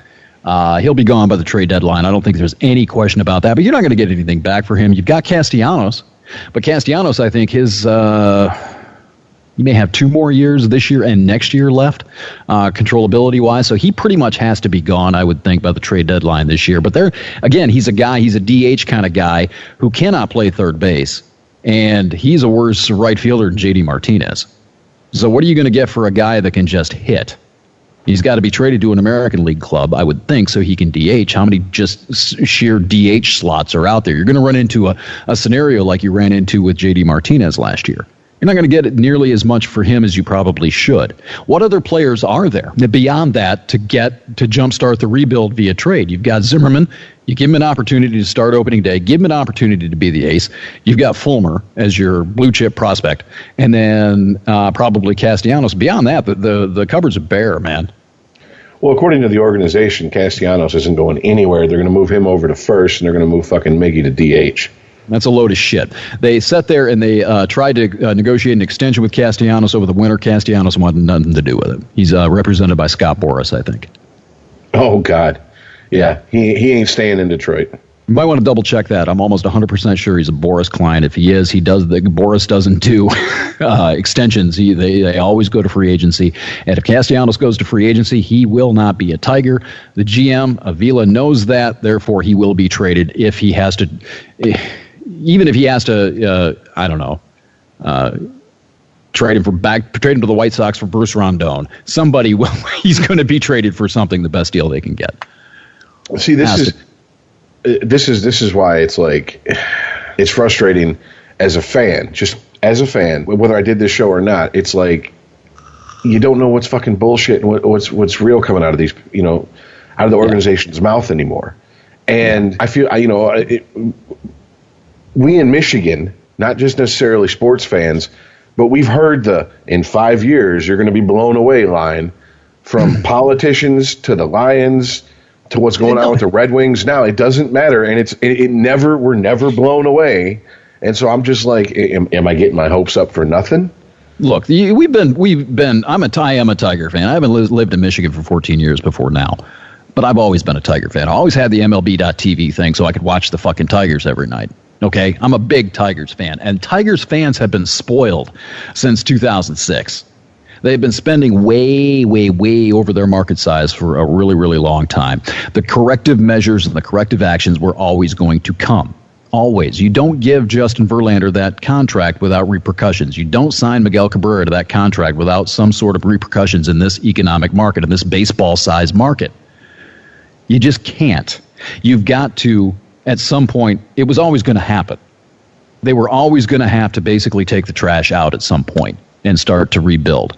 And the way the economics and then free agency works anymore is that you have got to get good, young, controllable talent that you can afford and hopefully build a contending window around that talent. That's when you go out and you grab the little pieces like Houston did last year, went out and got Verlander and maybe a couple other people, but they had that young core, that young nucleus of players, of talent that was affordable and that was basically at the at the peak of their career where they can make a run at the World Series. Now, you look at Houston in 5 years, that team's going to look completely different. They signed Altuve. I think they signed him to a 5-year extension, $150 million or something like that this week. But the rest of that $30 million team, a year. Yeah, the rest of that team's not going to be there in 5 years.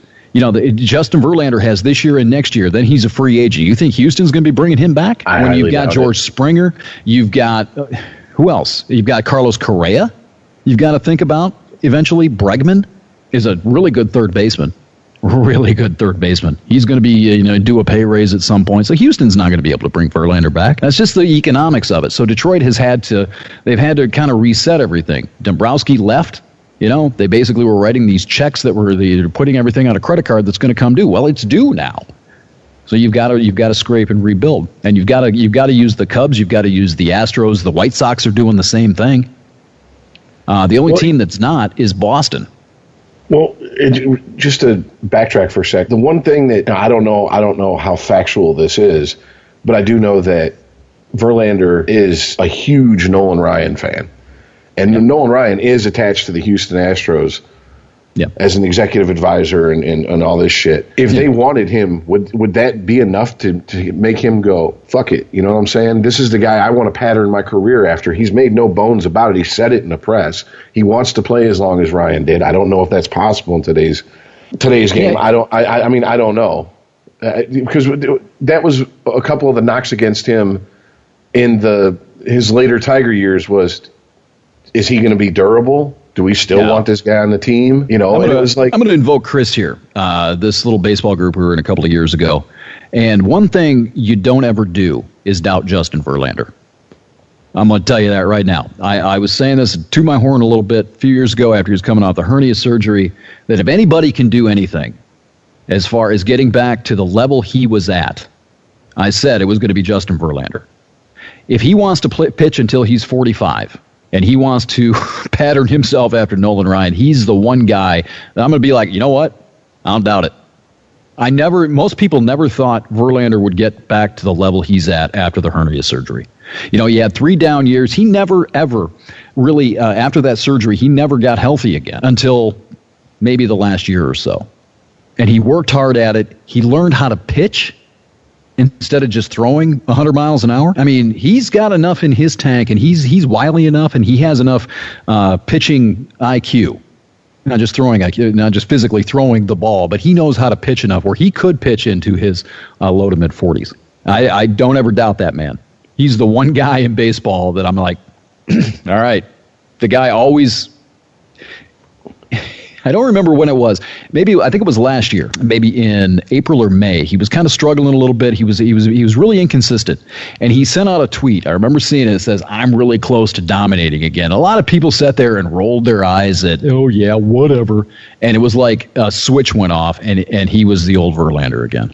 Well, I absolutely remember all the fucking the memes and the posts about, pictures of Verlander and people, superimpose, everybody chill the fuck out. I got this. And, anytime Tigers were in the playoffs and his spot in the rotation came up, and I'm with you. I mean, I don't doubt him, but I mean, playing the 45, that's a lot of fucking pitches on your arm. And I mean, a lot of people. Yeah, it is. It is. And that would be the thing I think would put the biggest roadblock in his. If that's his goal, if he was being serious and he still has that goal to pitch as long as Ryan did, I would say his health would probably be his biggest roadblock. Well, good. Well, I was just gonna say, because I'm with you. When he come out, he was throwing fucking fire when he was younger, but he's learned the art of pitching. Yep. You can even a casual fan, you can look at games from the mid 2000s and games from last year and see the difference in them. Yeah. Yeah. And he's still got it in his tank. I mean, he hit 98 a couple of times last year. He's still got that in his tank. He doesn't throw, with this balls to the wall, 18-year-old testosterone level effort anymore. And the thing with him is he's never really ever been hurt other than the core issue. He had some shoulder problems that he attributed to tweaking his mechanics because of the bad core, but he's never had arm problems.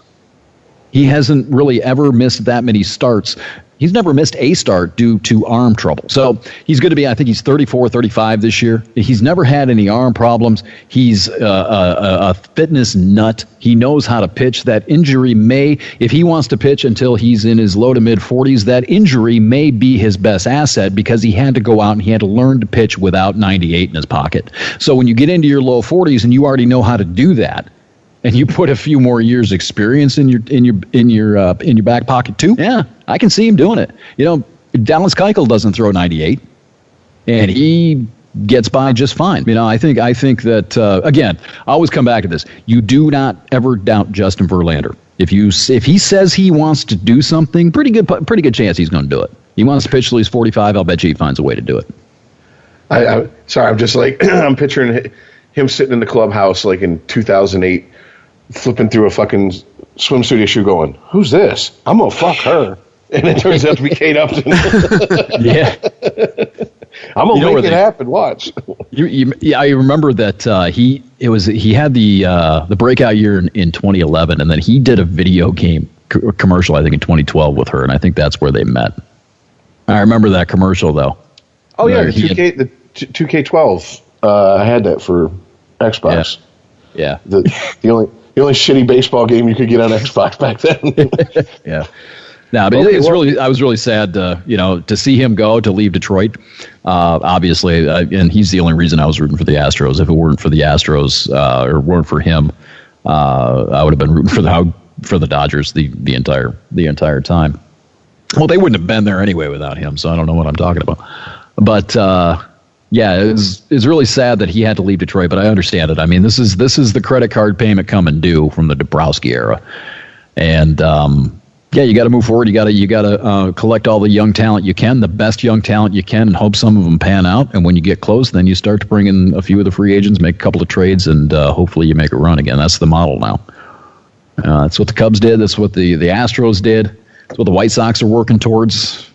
You talk about a team that is going to be dominant in a couple of years. You watch those White Sox. Boy, they have they've got some little Maseratis in the garage that nobody's looking at yet. Gotcha. All right, I want to kind of jump to another team here.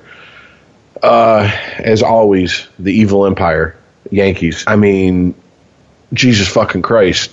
Is Aaron Judge the real fucking deal? Is this? He is, and I'm going to tell you why. Tell you exactly why. Baseball is a game of adjustments, right? Heard that cliche a million times. If you watch the playoffs last year, he was getting schooled for a little while. He was striking out every time he came to the plate. Couldn't lay off pitches in the dirt, blah, blah, blah, swinging the balls out of the strike zone. Something clicked, and he started laying off pitches and immediately started hitting the snot out of the ball again because he was laying off these pitches he was swinging at that he could never put the bat on. You know, that's part of the strike zone management, knowing the strike zone, laying off pitchers, pitches, not getting yourself out as part of hitting. And I watched him do that in the playoffs last year. He also went through a stretch, I think, in August of last year, maybe July, where he fell off the table for a little while until he made the adjustment again. You know, that's exactly. the thing. That's what I was going to bring up. Yeah. Yeah, his post All-Star game slump, and then because we talked about it, I'm like, a lot of guys, yeah, they're hot for a minute, but the minute pitchers get enough, tape on you, yeah. they can find your, your weak spot. You have to adjust to it. And there's so many guys that look like they're going to fuck. I mean, here in Detroit, we went through it in 2006 with Chris Shelton. I was just thinking that. It's exactly what I was thinking. And Brennan Bosch. He came out. Brennan the Barbarian, yeah. Yeah. I mean, and the pitchers found a hole in their swing, found a place that they could not get the bat to, and those guys could not make the adjustment. And major league pitchers, boy, if you've got that sort of a glaring hole in your swing, they're brutal. They're going to send you home if you can't adjust and you can't hit it. Aaron Judge can. Well, once again, just as we were talking about Mike Trout, and if he played in New York, he would be a much bigger deal than playing in L.A. If Aaron Judge was any place else, would he be as big of a deal? He was depends on where. Mike Stanton was Giancarlo was a pretty big deal down in Miami. And now he's going to be a bigger deal because he's in New York. I mean, Aaron Judge, you put him, in Kansas City. Yeah, he's kind of, you know, I'm trying to think of another example, another player that. Well, let's look at it this way: Robinson Cano. It was a big deal while he was in New York, and suddenly he's sort of an afterthought now because he's playing up there in Seattle. Mm-hmm. You know, it is. Market matters. It really does. You don't see Cano's face all over the place like he did when he was a Yankee. And I think if you put, you put Aaron Judge in Cincinnati, again, with that little ballpark, yeah, he'll probably still be a big stud because he's going to be hitting 60 instead of 50 in Cincinnati. But no, you put him in Colorado. No, he's not going to be the same. Well, as big as Larry Walker was. Yeah. Well, you brought up Stanton, and that was the next person I was going to say on their squad this year. I mean, to be honest with you, you absolutely hit the nail on the head. He played for the Marlins, so it's kind of like, yeah, I know he's down there. I know what he's doing. But the Marlins don't get Sunday Night Baseball all that often. You know, no. and unless you want to watch a Marlins game and seek it out to watch it, you're not going to see him by accident most of the time. So yeah. I really don't know him on a day-to-day basis. Is he the type of player that's going to wilt in the spotlight in New York? I don't think so. Nah, he's the shit, man. Again, I haven't given him a psychological test, and I've never sat there and talked to him. But I think a lot of things, if you want to look at it, and I don't know how much this really speaks to that, but when Jose Fernandez was killed, that team, that devastated the entire organization. Stanton was also hit in the face a few years ago. He was hit in the jaw. I think he broke his jaw. He missed. I think he was on his way to an MVP type season. Got plunked in the jaw. I think in August or September. I think he was out the rest of the year. That sort of killed that. He came back from that. I mean, he's been through some shit playing baseball. I don't know that New York's really going to bug him. And hitting 500-foot home runs that are going to look like 600-foot home runs in that little stadium is probably going to alleviate a lot of the pressure that normally would be put on him. I think he's going to be just fine in New York. He's not going to pull a Johnny Damon? I don't know. Well, the only reason I ask is because the Yankees, always have the spot. First of all, there was a point in time where New York was the mecca of baseball. And the Yankees now basically run that fucking town. Unless you're a Mets fan, and most likely if you're a Mets fan, you're a diehard Mets fan. You're raised to be a Mets fan. It's not like you're a casual Mets fan. But I've lived in New York. There's a lot of casual fucking Yankees fans. Yeah, right. But is this team for real? They got Sabathia. How long can he fight? I just don't see Sabathia being like this workhorse. The Yankees are never a finished product when spring training ends. The team that is going to take the field here next week isn't going to be the team that's on the field in September. They always make trades. They always do something. And the one glaring weakness they have right now is their pitching staff, their starting pitching. They've got Severino. Oh, you mean Sonny Gray isn't going to save him? Sonny Gray's a good pitcher. There's nothing wrong with Sonny Gray. No, I'm just saying. But, that was supposed to be the savior right there, wasn't he? Right. Yeah. You've got Tanaka still there. He's kind of weird. He's really up and down. I think he's still got a partially torn UCL. I think he's still pitching with that. It's hard to say. They're going to do something. Unless the bottom falls out of that ship and it sinks in May, they're going to do something in July or August that is going to shore up that pitching staff. And let me ask you this: do you think they missed the boat on Yu Darvish? Nah, I don't know. Again, he's so fucking inconsistent. He had two good starts, I think, in the postseason last year. He looked really good for the Dodgers, and then he get into the World Series. He didn't help the Dodgers do anything. I don't know. He just. If I'm running an organization, I think there are better pitchers out there than Yu Darvish. I think he's good. He's flashy, but I don't. No, I don't think they missed the boat on it. I think the Cubs, I forget what the contract was, but I remember thinking to myself, I kind of cringed. I'm like, really? Huh, okay. Well, I hope he works out, but no, I wouldn't break an organization for Yu Darvish. I'm just trying to think of who they could have got to help him out. Who? The Yankees? Well, Jake Arrieta would have been cheaper. And a hell of a lot faster. Alex Cobb would have helped him. He was on the free agent market until today. Baltimore finally signed him. I mean, there are a lot of pitchers out there that, and I think that may be it. I think the Yankees may be looking to, they may have their eye on Michael Fulmer. That's kind of where I was. Yeah. I was thinking, I'm like, the rich get richer. Yeah, I mean, they may want the Tigers. They may be playing the same game the Tigers are in reverse. Maybe they want to maybe they didn't make the trade over the winter because they want the Tigers to send Michael Fulmer out there a few times to make sure that arm's okay. I mean, if he's still pitching well in June or July, the Yankees going to make a push. I would almost bet the Yankees make a push for him. He's cheap, he's controllable, and he's a difference maker. And they've got the talent in that farm system. Well, yeah, and that's what the Tigers do. We take our players, we bring them up, get them ready, and ship them out to win a championship. Well, I mean, that's an old joke, but it's truth. For a while, it was the truth. I mean, if you weren't Boston, L.A., Chicago, pretty much you were New York's farm system. You know, that was the '90s and 2000s Yankees. You know, that was just how it was. And then Boston became, New York a little bit farther north and did start doing the same thing and just sucking up all the talent from everybody else's teams that they couldn't afford anymore. I'll tell you what, that's a team right there that has a lot of pressure on them. It's Boston. I don't have a list of the prospects they've traded away in the last few years, but starting with the Craig Kimbrell trade, they have gotten loaded a lot of. They really helped, I think, restock. Wasn't it? Did they get him from San Diego? Kimbrell, was he in San Diego for a bit? I forgot. I'd have to look it up. I can't remember. Well, whoever they traded, I almost.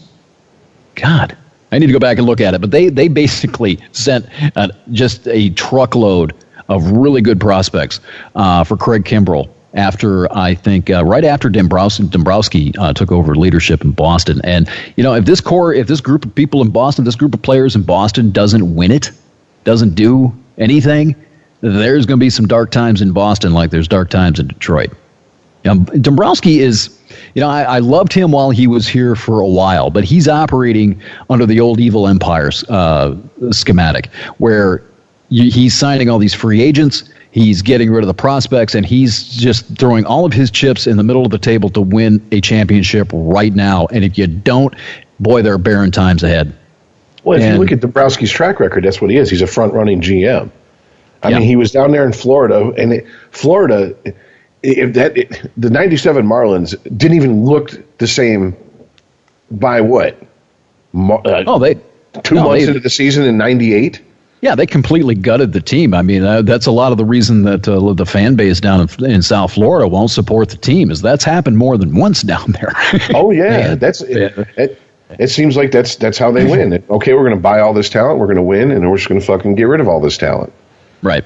Yeah. I mean, if they do that every 10 years, fuck it. I guess it's enough to keep a franchise afloat and maybe keep somewhat of a fan base. But having lived in Florida, I don't understand why they aren't way bigger. Because first of all, they're in Miami. Baseball's huge in Latin America. There's a lot of fucking, Latino people in South Florida. I don't understand how that team isn't just huge, but yet Tampa Bay was getting all the fucking notoriety, and rightfully so if you look at the records. Yeah. But I don't know. Let's put the Miami talk on hold for a second, because I want to stay on the Red Sox, because I really want to get to what the fuck you think is going on with Miami and Jeter down there. Now, hold on. Can we take a break for just a second? Yeah, if you want. That cool? I'm drinking a lot of coffee. That means I got to hit the rest. Gotcha. Go do your thing. All right, thanks, man. Damn. Well, you two are doing all the heavy lifting. I'm sorry, guys. You know how it is. Speak up. No, I'm not complaining. It's nice. I was doing some research on Andrew Miller, so. It's like doing a podcast by listening to a podcast. Yeah, I know, right? Oh, shit. I'm trying to figure...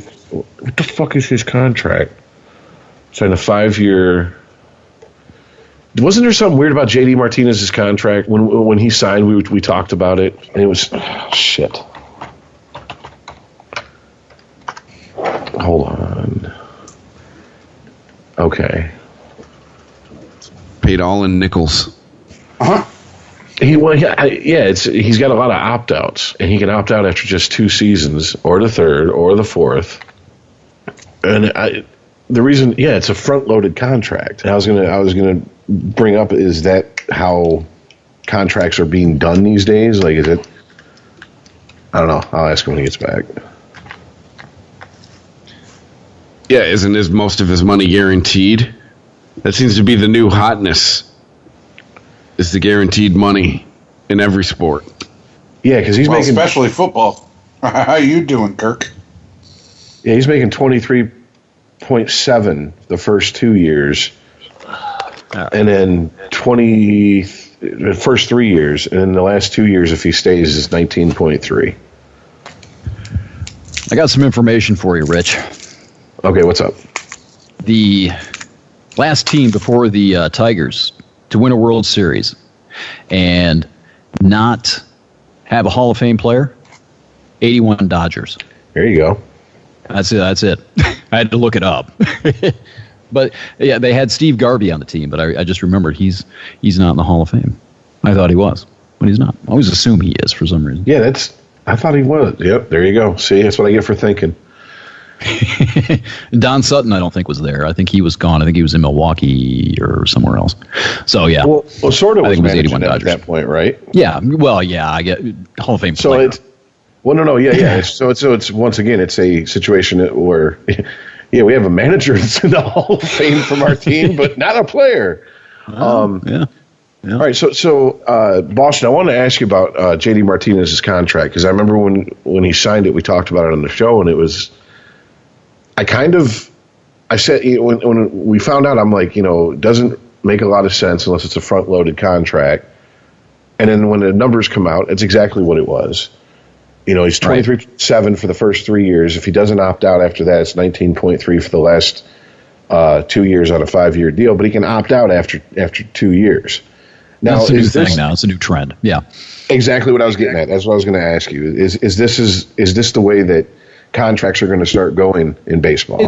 It's beneficial for both teams, or for both player and team, to do that, because thank God Justin Upton had that in his contract, or the Tigers would have been saddled with him or having to trade him without getting anything in return, right? Yeah. So if Justin Upton hadn't written that into his contract before the Tigers signed him to that contract, it was a free agent deal, he had an opt-out.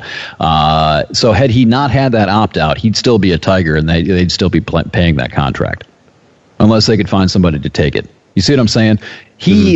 Because the team wanted to rebuild, it gave him sort of an ejection button to where, okay, I'm going to go away now and let somebody else pay this contract. It's kind of how he wound up in Los Angeles. They didn't trade him, right? He opted out. How did that work? Did they trade him? Yeah. Oh, fuck. I'm not absolutely sure on that. Hold on. I don't think they did. I think or did they? Because no, they did trade him. Yeah, the Tigers traded Upton for cash. Alcantara? And for Grayson Long and a player to be named later. And September 15th last year, a trade was completed. Tigers acquiring Elvin Rodriguez. Yeah, sorry about that. I got confused. I'm confused with somebody else. But anyway, no, that is sort of the trend, though, that if Clayton Kershaw was one of the he also has an opt out after next year, and there's somebody else that I'm trying to remember who it is. But no, who his agent is. You know who Martinez's agent is? Boris, I think. Exactly. Yeah. And that's the agent right now. Yeah. Period. Yeah. So I mean, this is he's going to be the trendsetter is and how he wants these, how he gets these contracts done. Yeah. And so that's why I was wondering, because it never seemed right for a team to be on the hook 7 years down the line after a player's already past his prime for more money. Shouldn't you pay him while he's actually putting the numbers up you're paying him for? You know what I'm saying? Yeah, that's the Miggy thing. I mean, the Tigers are on the hook for Miggy till 2024. Something like that. I mean, a really terrible amount of time. I mean, he's got I forget the number. I'd have to, again, look it up, but I think it's like another 180 million or 210 million, something like that. I mean, that contract is an albatross. But they're paying him. He got that contract for what he did before that. You see what I mean? You're not paying him. Excuse me. You're not paying him for what he's going to do at 38. You're paying him for what he did at 27. Yeah. You see what I mean? And that's not, it's not good economics for the team moving forward. If you want to build a stable franchise, it's really difficult to do that. And the Yankees used to do that a lot. That was the old Alex Rodriguez contract, and these teams they're figuring that out, and that's part of the reason I think that you're seeing the suppressed free agent market. It took Martinez a long time; he didn't get anywhere near what he was looking for in that contract. It took him a really long time to sign. Eric Hosmer took a long time to get that for him to sign the contract in San Diego. A lot of these players, the teams just are not willing to sign these $250 million contracts anymore. That lock them in to these players in their declining years. It's just they're seeing what happened at Detroit. They're seeing what happened with the Yankees with people like Alex Rodriguez. So that's why you've got this new model. You've got these teams that are stockpiling these young, controllable talent. They're trying to get the opportunity, this window to win while these players are affordable. You see what I mean? Yeah. So it's part of it. The model's changed. It's no longer George Steinbrenner's game. It's sort of evolving, and the economics and the contract, the size of the contracts, the early contracts are what's determining that. What's really going to be interesting, though, is when Bryce Harper becomes available next year, because that's a generational talent, again, who's 24, 25. He could be 26 when he finally hits free agency for some reason. I think that's right, 25. And, boy, what do you do with him? It's not happening, Ice. Don't even say it, Ice. It ain't happening. Bring him to Detroit. No, I'd love to see it, brother, but no. It definitely ain't happening. But I mean, if you're a team and you're trying to put together a competitive team long term, what do you give Bryce Harper? Do you give him a 10-year, $400 million contract? That's what they're talking. God, I understand that, as time goes on, contracts get bigger, but that is a god awful lot of money for one fucking player. And I'm just, I don't know, man. My thing is, I'm glad I'm not an owner. One, first of all. Two, unless this is like, okay, I'm a shit team in a shit market, and I need one big name guy to put asses in the seats, then I could maybe understand it. But how do you build a team around a guy that's getting paid that much? I mean, I know there's no salary cap, but there is a luxury cap.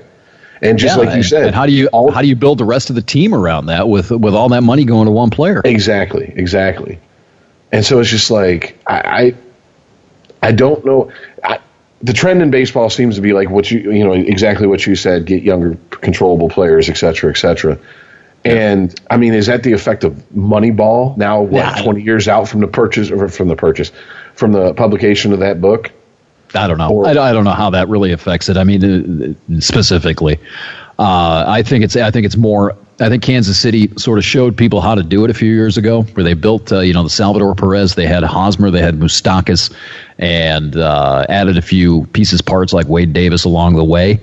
Lorenzo Cain, and did it on the cheap in a small market. I think that showed a lot of people how to do it. The Cubs were along the same, they were well into the process at the same time. They came out and won a World Series with these young players, added, people like John Lester to kind of fill the holes, or, where they needed to with free agency, but they built the core around people they were paying really comparatively peanuts to. Now, what happens when Chris Bryant hits free agency?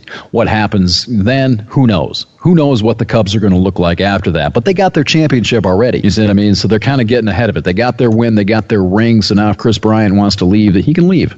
He already helped them win a championship, which is supposedly the goal, right? That's why you draft these players, is to win a World Series. They did it. Astros did the same thing last year. So I don't know. It's kind of, the days like we were talking about Tranel and Whitaker, they each spent 20 years in Detroit. Those days are pretty much done. Oh, yeah. With the exception, like maybe Jose Altuve. It looks like he may be an Astro for life. Who knows? I mean, he's got a 5-year contract. I don't know. Probably, come to think of it, probably not. Something, Verlander-ish will probably happen with him. But those days are done. And it's really too bad. I wish they weren't. It would be nice to, it would have been really nice to have been able to see Verlander stay in Detroit and not have them have to jettison him because of money. He was an icon. He should have stayed in Detroit his entire career. It's just that's so hard in any sport these days, though. I mean, it's almost impossible. Yeah. And with free agency and everything that come up in, it was 71 with Curt Flood and all that. That's what basically kickstarted everything. Mm-hmm. That's over 40 years. It's not like when you watch the baseball documentary on PBS once a year when they're begging you for money, it's not like that anymore. Okay. I would even venture to say baseball isn't even America's pastime anymore. If you really want to get down to crunch numbers, football is king in this country. Period. Sure as fuck ain't NASCAR. Or hockey. It's too. But okay, so a team. So I want to talk about a team that I don't know how I feel about, because I think they're just fucking underachieving constantly. On paper, they're an amazing looking team, but they never fucking come through in the clutch, and that's the Nationals. Yeah. I don't understand. I do not understand. I don't either. You guys, I really don't. They can't close it out. You guys, like the guy who spends. I'm sorry. Go ahead, Chris. They're like the guy who spends the whole night chatting a chick up and then doesn't take her home. They can't close it out. No matter what, no matter who they sign, how good they do in the regular season. Yeah, I don't know. You would think that with Scherzer, Strasburg, they went out and they plugged the bullpen last year. They had they were fine as far as the bullpen went into the postseason. I don't know what that is. I mean, they're still there. Their window's still wide open, and there's a lot more rounds in baseball playoffs now. It takes a lot more to get, not just to get to the World Series, let alone win it. I don't know. Yeah, I think maybe, I don't remember exactly how Harper performed in the postseason. I know he was coming off that little tweak of the knee he had. He was out about 6 weeks. I think he returned just before the playoffs last year. I don't think he was, quite primed and ready and 100% and performing like he could. They didn't have Adam Eaton last year. They lost him for the season to a knee injury. It's little things like that. The talent's there. Trey Turner didn't perform like he was supposed to last year either. But yeah, I mean, you look at that team on paper, and boy, they're the class. You'd think they're the class of the National League East, and they should be, competing in the NLCS every single year. They just seem to not. I don't understand why.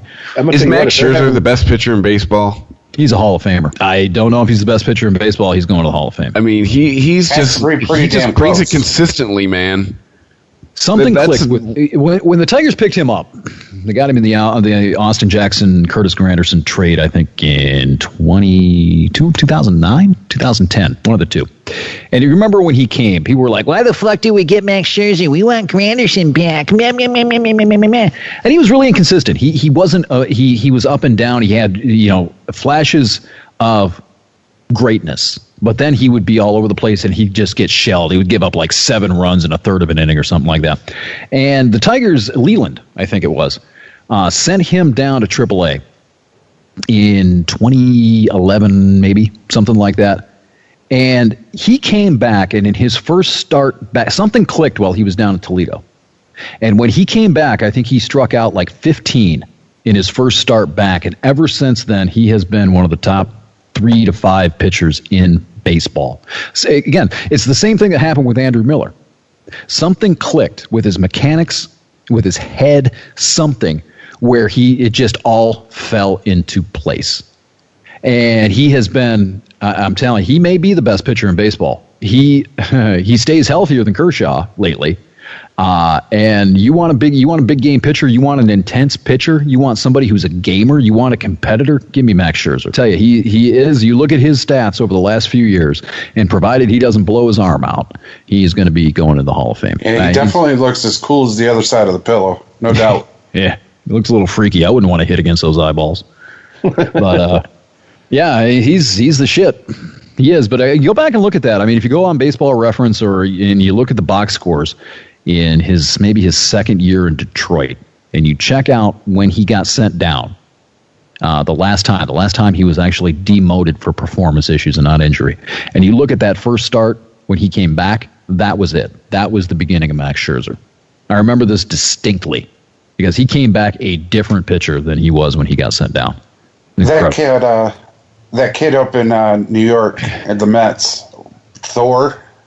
Syndergaard, yeah. Yeah, Noah. That cat can flat out throw. Oh, yeah. He's one of those guys that's going to have to. I'm afraid he's going to hurt himself. He had a lat tear, I think, last year.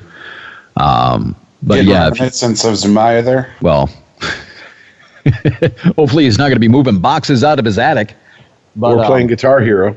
Yeah, no shit. Boy, you talk about a guy who just fell off. I mean, he was another boy. He was so good, so good. Zumaya, that's a tragedy that he got hurt. Yeah, it was. Cat can fucking throw so fast. Oh my God! And he had so much flair. He was fun to watch. Yeah, he's just a guy that I think if you pitch for any other team, if you pitch for the Indians or the White Sox, I wouldn't quite be Bobby Hurley level hate, but I would hate him if he pitched for another team against me. Yeah, but and I'll tell you, there's another kid. There's a kid that this year, and he was up last year. Is Jimenez.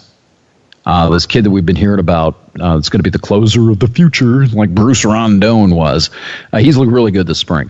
And he's sort of starting to drum up really quietly, a little quietly, but if you remember 2006 with Verlander and Zumaya, and this hype of these young rookie kids coming out of spring training going to make the team, Jimenez is a guy this year. He may be that guy this year. He's gotten his slider under control. His control looks a lot better just overall, and in general, he's got a lot more confidence. He's looked really good this spring, and he's got some shit, boy. He doesn't quite throw as hard as Zumaya did, but nobody does.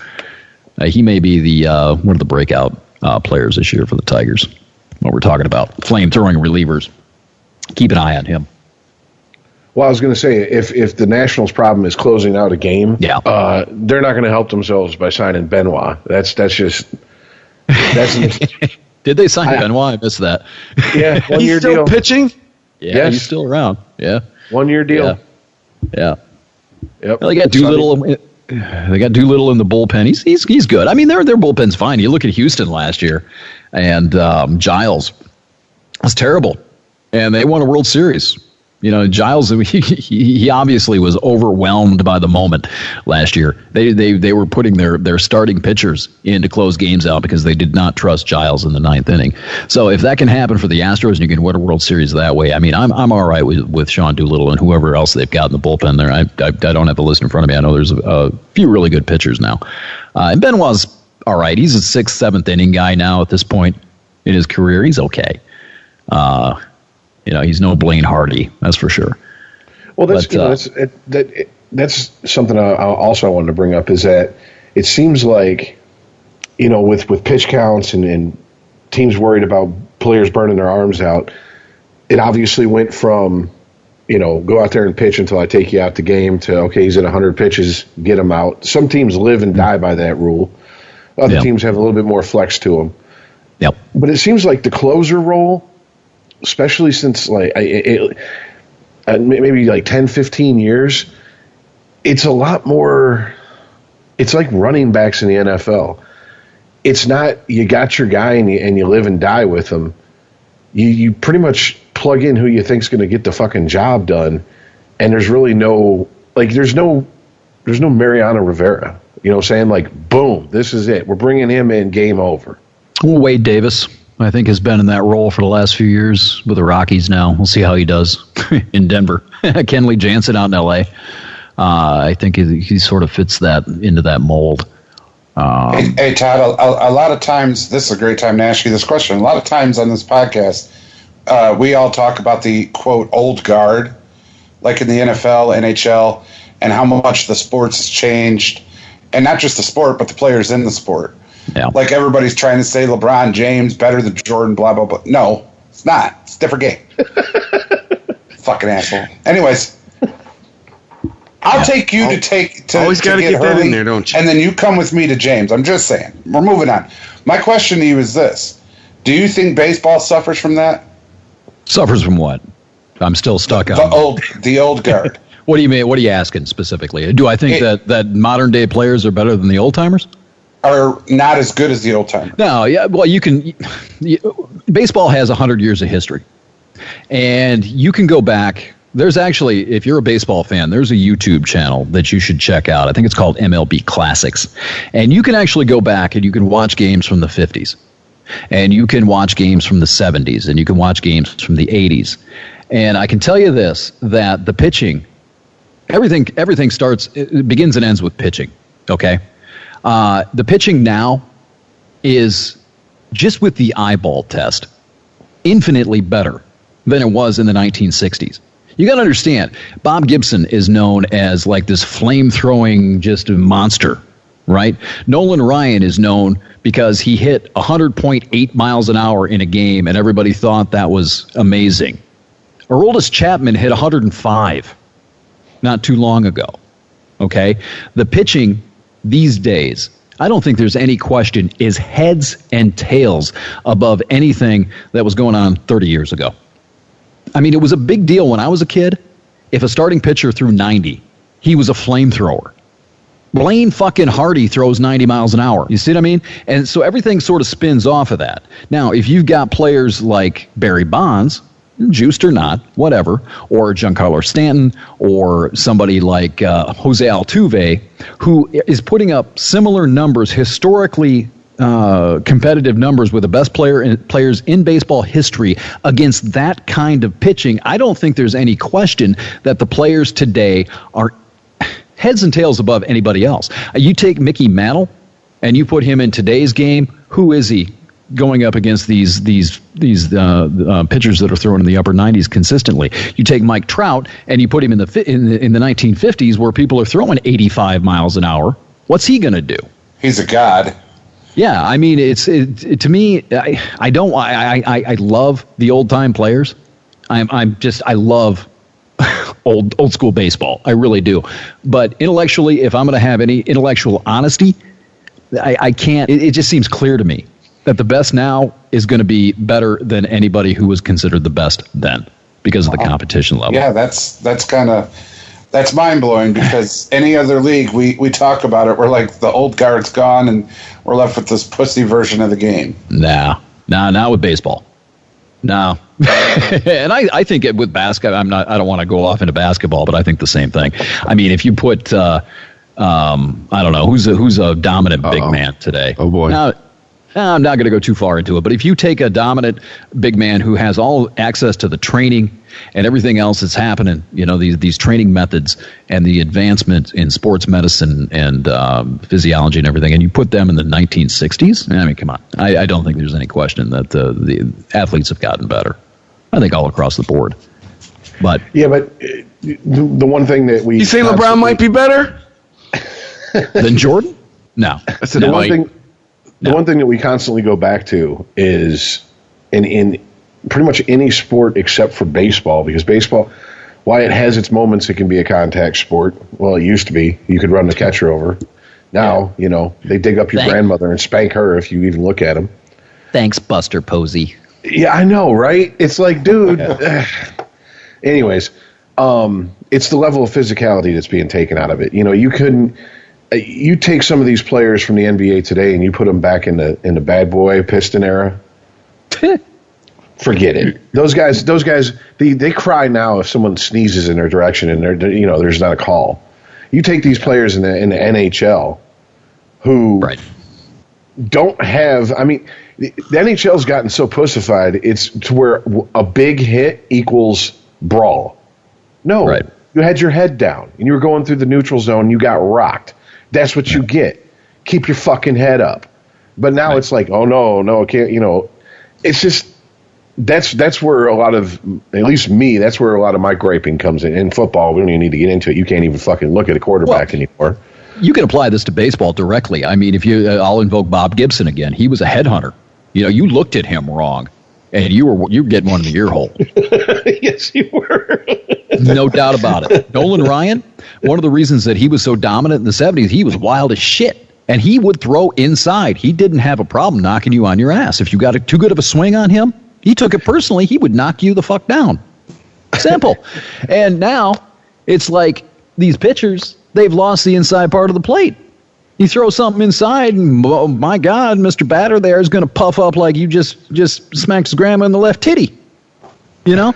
And so there is an element to that. There's this old physical intimidation factor where just in the pitcher-batter dynamic has been taken away in the last, I don't know, probably 20 years. I mean, in the 80s. People were buzzing, the hitter's tower. You got too good of a swing. You look too comfortable in the box. Boy, you were backed off. And now you can't do that.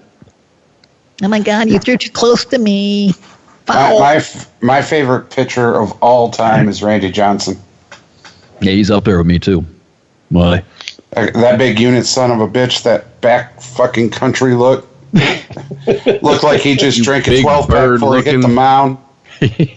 Yeah, he looks like he ought to have a 40 of Natty Light sitting back there and taking a slug out of it every time he strikes somebody else. Ah, motherfucker, gulp. I'm saying, it looked like he was driving a pickup truck home from the stadium. Yeah. Exactly. I'll say it. But he was one of those guys, though. He was sort of that Bob Gibson type, though, and he may be Clemens, maybe a little bit. I don't know of one today that has that sort of snarl to him that I may hit you. You understand that, right? I don't know of anybody that's left. He may have been the last sort of throwback to that era where you were an intimidating, dominating pitcher that nobody wanted to step in against out of physical fear. I just, I keep thinking back to Robin Ventura learning his lesson the hard way. That just because you call him old man on the mound don't mean that he won't beat the shit out of you. Did you ever hear the story about that, though? Robin Ventura, he doesn't like to talk about it anymore. Oh, you think? Yeah, but he will. And he tells a story that he didn't realize what he was doing. And he got halfway out to the mound, and he's like, what the hell am I doing? I'm charging Nolan Ryan. And then you notice he didn't put up much of a fight when he got out there. It was like he just took the 45-year-old man punches to the head and then went and just sort of vanished off to the dugout after he got ejected. But his heart was not in it. He sort of just reacted to it, and on the way to the mound realized what the fuck he was doing. So, yeah. I mean, I give him a little bit of credit, at least for the honesty there. Because, yeah, you're going to go charge Nolan Ryan, take your beating, go sit down. I mean, I'm trying to think documented use of the phrase YOLO. Yeah. That's fact. Is it? I didn't know that. No. No, I'm trying to think of a pitcher who kind of has, like you said, that he's not in the league anymore, but I remember Farnsworth. Yeah, he was a little bit like that. Yeah. I remember someone rushed him. He picked him up in fucking WWF. Body slammed him. Yeah. Yeah. I'm trying to think. I mean, if there is any, it's going to be a reliever. And I don't think there's one left. I mean, I don't think there is. And part of me okay, it's going to sound weird coming from me because I'm an advocate of keeping fighting in hockey, but I can kind of understand it also because you're paying players just ridiculous amounts of money. You don't want guys out there headhunting and ending a guy's career. These guys in the 60s were going off being plumbers in the off season to make ends meet. Exactly. Yeah. No, I'm not saying that. That's literal. There's some guy, I can't remember his name, but it was a fucking plumber in the off season. Yeah. And, I think the guy, the one guy recently, the last one may have been Yordano Ventura. That's the last one I can think of. He's dead now. Died in a car accident, I think, last year. Pitched for the Royals. But he was down in South America. Yeah, Dominican, I think. But he would throw at you. He was an ornery little bitch. I didn't like him. I couldn't stand him, but I think he may have been the last one. I mean, I go back to, Bob Gibson saying, why would I take 4 pitches to put him on base when I can do it with one? He could just plunk you. Yeah. I mean, it makes sense. You know what I'm saying? And I mean, also the game's changed in that. Can you imagine the bat flips and all this shit back in the day?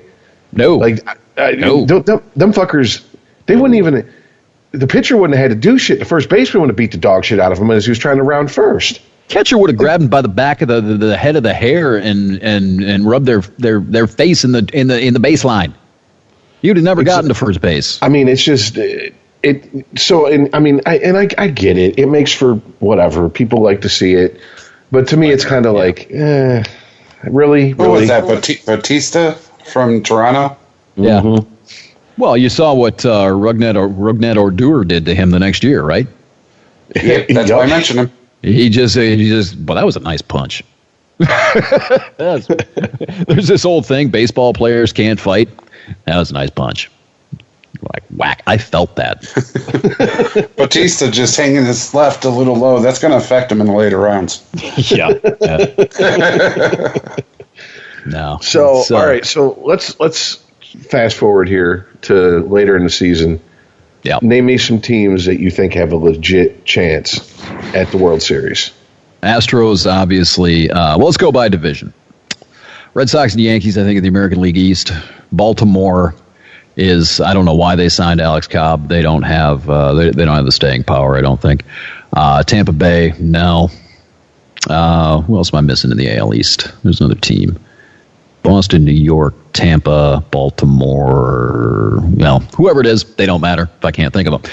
American League Central, probably, I think the Cleveland Indians have a legit shot. They're a good freaking team. They sort of collapsed last year. Minnesota's done some interesting things. Odorizzi, Lance Lynn, they've really bolstered the pitching rotation. They signed Fernando Rodney. Oh, isn't that special? Byron Buxton sort of turned into the player that everybody expected him to. I mean, Minnesota's a good team. But when you say Fernando Rodney, speaking of, he's still playing? Yeah, he's a Twinkie. Yeah, he's. I thought it was bad that Washington had Edwin Jackson and Ryan Rayburn on their 40-man roster. Come on now, Bartolo Colon's still playing. Yeah, his futures, he hasn't had a good spring. CC Sabathia is still playing. He was good last year. I mean, yeah, but CC Sabathia is good. We're talking about Colon here. Yeah, he may have pitched his last game. He's not having a good spring training with the Rangers. Chicago could surprise some people. The White Sox, they're not quite there yet, though. Kansas City's Kansas City. Sorry, Royals. Sorry, dude, Kansas guy. Kansas City dismantled their whole team. Well, they did bring Moustakas back. I'm trying to think. And Alex. Yeah, Alex. Gordon. Yeah. Did he resign? Was he a free agent? What did I miss? Yeah, whatever. So that's pretty much it for the Central. I mean, you've got the Twins. I think you've got the Indians. The Tigers are going to be a long season there. American League West, I don't think there's any doubt that the Astros are the class of the division out there. Texas and Seattle's interesting. You know, they've made a couple of acquisitions. I think D. Gordon's going to be really fun to watch, especially with Cano in the middle of the lineup out there. There's somebody else that I'm missing in Seattle as well that I forgot. They're interesting, but they just don't. They brought Ichiro back. That'll be fun to watch. Signed him to a 1-year deal. So I think you're looking at I think you're looking at, in the American League, you're probably looking at probably the Yankees, I think, are going to win the East. I think the Indians will run away with the Central Division again. I think the Astros are going to run away with the West. I don't even think it's going to. They may win that division by 30 games if everything goes well for them. And then you probably got the Red Sox, I think, as the wild card again. So if I'm going to, I think Houston. You have to put your money on Houston with the Yankees as a dark horse. In the National League East, I think. Yeah, you got to pick the Nationals again. You know, who else is there, really? The underachievers, yeah. Yeah. Maybe their year. It's Bryce Harper's walk year. You know, he's got that big contract coming up. He looks healthy. He may put up some historic numbers this year. I mean, when he's on, he's the best player in baseball, hands down, in my opinion. National League Central looks interesting. You got the Cubs. The Brewers have done some really interesting things up there. Boy, with Christian Yelich and Lorenzo Cain, their pitching's a little iffy. I think you got to look at the Cubs again. The National League West, Dodgers, and the Giants. Yeah, well, Giants added. Justin Turner just broke his wrist. He did, yeah, he did, but it's not going to require surgery, and he's going to be able to start range of motion exercises, I guess, relatively soon, like in the next week or two. So it's not something where he's going to be out until August, I don't think. But he's off in a week. Well, yeah, but it's not requiring surgery, and if he's able to begin the range of motion stuff, that really bodes well. It's a small, non-displaced fracture, so it may be. I mean, it's not going to be, a 15-day DL kind of thing, but I don't think he's going to be out until Labor Day. And they're deep enough, and the division's weak enough where they really don't have to. I think they'll be able to withstand that. Diamondbacks. Yeah, I just can't. I can't get behind the Diamondbacks at all.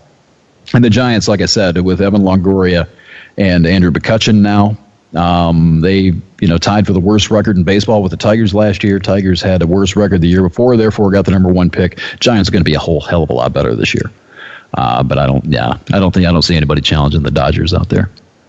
So, if I had to pick a wild card team, probably the Brewers, I guess. So looking at Cubs, Nationals, Dodgers, Brewers, I think in the playoffs. And then I would say, if I were to lay a bet, I'd say probably the Cubs or the Dodgers come out of the National League this year. Maybe the Nationals. But yeah, I don't know. Let's go out on a limb and let's give the Nationals their due this year. Let's pretend that they finally put it all together and we've got a Nationals-Astros series in October. That's kind of what I was rooting for last year. Yeah. I mean, I know, MLB would hate it because there'd be, fucking ratings are going to be in the toilet. But I think it's a good thing you get some teams that you haven't seen year in, year out. I mean, I can't remember who, I quote this person. I can't remember who said the quote, but it's good for baseball when the Yankees are good because it gives everybody a villain. Somebody to hate. Yeah. Exactly. Yeah. But it's not good for baseball for the Yankees to be in the fucking World Series every goddamn year. No. You gotta let the bad guy get beat every now and then. One other big sort of development that I read about in the last couple of days is that MLB is looking at regular season games in England next year. So yeah, they're moving off to their, I guess, third continent now. They have no idea where they're going to play. They don't know if it's going to be at Wembley Stadium or where it's going to be in, but they want the Yankees and the Red Sox to play over there for 2 games, I think, in June or July of 2019. That's right. Taking a page out of the NFL there. Well, they've been trying to figure this. I mean, they've been playing in Japan. I think they've done that a few times over the last few years. So they've been trying to branch out. They're trying to, that's basically it. They're trying to make their brand multi-continental. And I think it's kind of neat. It'd be kind of cool. I don't know if I'd really want to do the travel if I played, but I guess I don't know what the difference between an East Coast team going to England and an East Coast team going to California would be. No. I got to file that one under why. I've not ever met anyone from Europe who is a diehard baseball fan. I mean, it'd be a curiosity, I guess. Mm-hmm. I mean, and as far as international appeal, isn't that what the World Baseball Classic's for? Yeah. I mean, that's a huge success, though. So, that's like the NFL went and played in Mexico and then went and played in the UK. Yeah. But I mean, baseball going to Japan, that just makes sense. Yeah. Yeah. Playing in the Dominican, that makes perfect sense. Mexico, I'd love to see a game in Mexico City. Oh man, they'd be nuts down there. But I guess if you, I don't know. Baseball's making some decisions that I just don't understand, like the whole limiting how many times a catcher can come to the mound to 6 per game, and there's already been catchers. Oh, that's something we could talk about if you really want to go out on a high note. Is this pace of play bullshit? I mean, if you want to increase. Remember, I was talking about that MLB Classics thing on YouTube, that channel on YouTube. Mm-hmm. If you go back and watch those games, you can instantly see where the problems in pace of play are. It's the pitcher taking 45 seconds to scratch his balls between each pitch and going through some sort of Mr. Miyagi routine before he throws the ball, while the batter is doing the same goddamn thing in the batter's box. Stay the fuck in the batter's box. Keep your hands up. Pitcher, get the ball. Get your sign. Throw the ball. It's pretty simple. All this other stuff that they're talking about, it has nothing to do. It's going to make a difference. It's not going to make a huge difference in pace of play. It's about the time, the amount of time between when the catcher catches the ball and the pitcher throws the next pitch. All these stupid yoga routines, I'm going to do downward facing dog now before I get back in the batter's box. Stop that shit. Get in there and hit. Get on the fucking mound and pitch. That's it. That's all you have to do. Go watch that channel and watch how quickly the ball was thrown, how short of a period of time between pitches there is. That's where your pace of play problem is. Do you remember Max Scherzer fixed that? Do you remember what I'm talking about? There was a batter that took like fuck all ever to get into the batter's box to get ready to hit the ball. And Max is like, come on. And then he threw the pitch, and then the next time he faced him, as soon as he was in the box, Max threw the ball. Yeah. That's where it's at. Yeah, they're talking about the length of the game being a problem and everything. That is exactly where the problem is. It's not the visits to the mound and all this other stuff. And I just loved it. I can't remember what catcher said it, but I just loved it when he was like, if I got to go out and talk to my pitcher, I'm going to go talk to my pitcher. I don't give a fuck what your rule is. You know? And I'm just like, there you go. I mean, because honestly, if you are a hardcore baseball fan, I think one of the appeals of baseball is there's no fucking clock. Right. The game will take as long as the game takes. I had season tickets in 2005. I've been to games that lasted an hour and 45 minutes. I've been to games that lasted 4 hours. Right. You know, I'd be pissed if I went in and games were 90 minutes or less. I'd be like, especially all the money you spend these days, parking, concessions, fuck that. Yeah. Right. Like, I could go to the movies for an hour and a half. I want an evening of this. You know what I'm saying? So. Yeah, you remember Mike Hargrove, played for the Indians? They used to call him the human rain delay. Yeah. They called him the human rain delay back in the 70s, 80s, I think. And every hitter now is a Mike Hargrove. They all go through this stupid freaking routine before every single pitch. Miguel Cabrera does it with his damn batting gloves.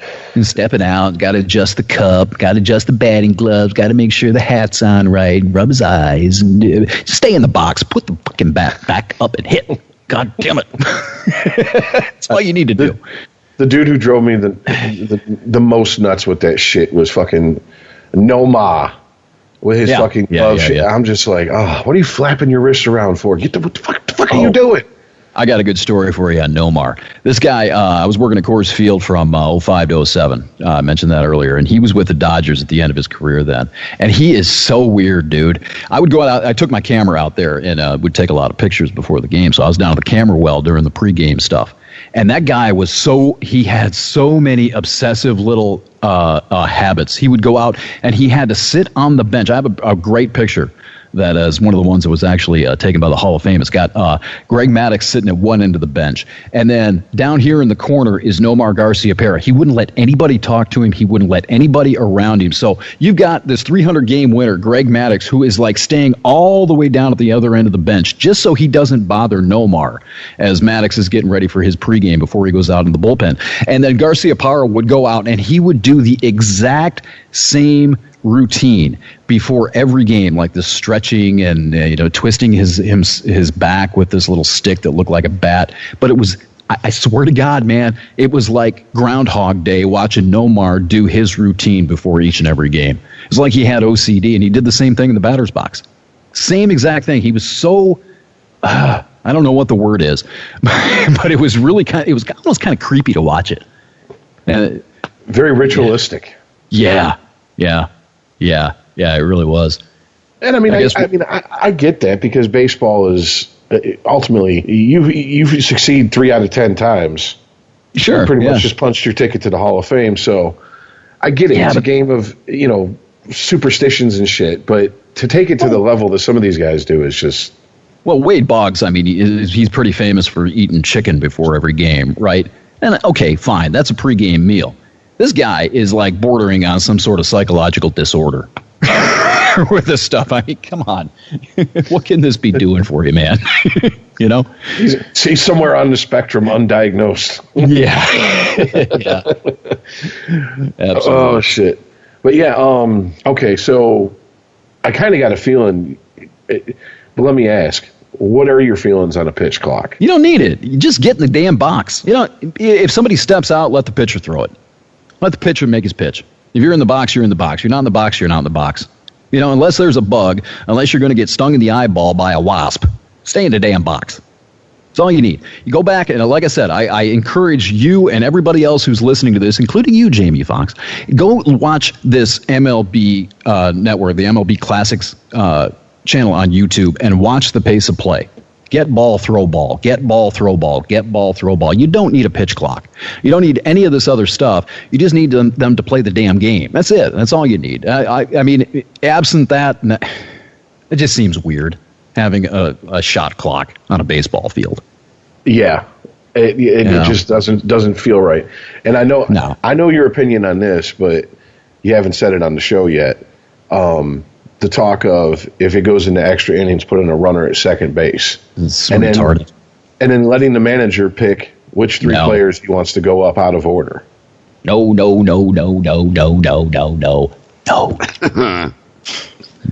don't need it. I like these. I like these 23 inning games, man. Huh? To me, that opens a can of worms that is just it's a okay.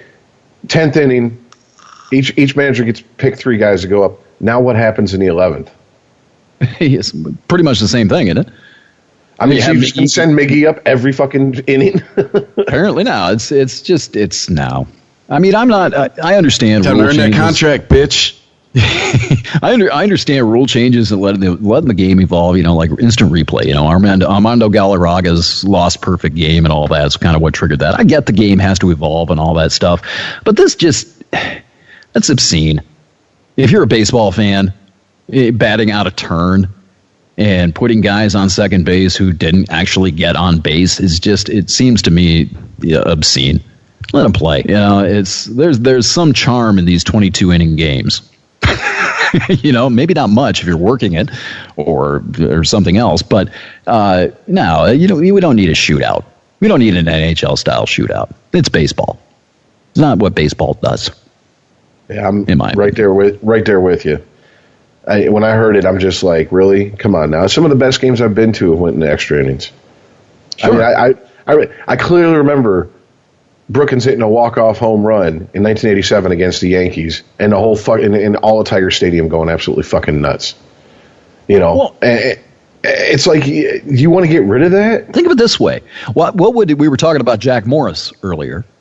What would the 10th inning of the 7th game of the World Series look like in 1991 with a guy on second and Bobby Cox being able to pick who comes up to the plate? Is that really what you want? Would you really rather substitute that classic game, that classic 10-inning game of the 7th game of a World Series? Is that how you'd rather that game ended? No, not me. Yeah, I'm with you on that. I mean, I understand any things to do with player safety, et cetera, et cetera. But to change the fundamental, to change the core of the game, and let's be honest, they're not doing it because they give a fuck about length. They're doing it so they can fucking make more money. And that just seems, I mean, I get it. It's a business. This is a business. It's entertainment. But it's like, really? Just so what? What are you going to do with the extra time? They're just going to throw more commercials on the fucking games. Yeah. Don't act like they're not. I mean, it's... Really? So I get to sit through more commercials? Oh, wonderful. Yay. If you want to make a rule change, one rule change I will get behind is getting rid of the expanded rosters in September. When the pennant races are decided, you've got another 15 pitchers on your pitching staff, so you can go out there every third of an inning and bring a new pitcher in. That in crunch time for the season, I could see expanding the rosters in April, maybe. If you want to, include the service time crap for the players unit and all that, but not in September. I never understood the whole September to 40-man roster. When did that start?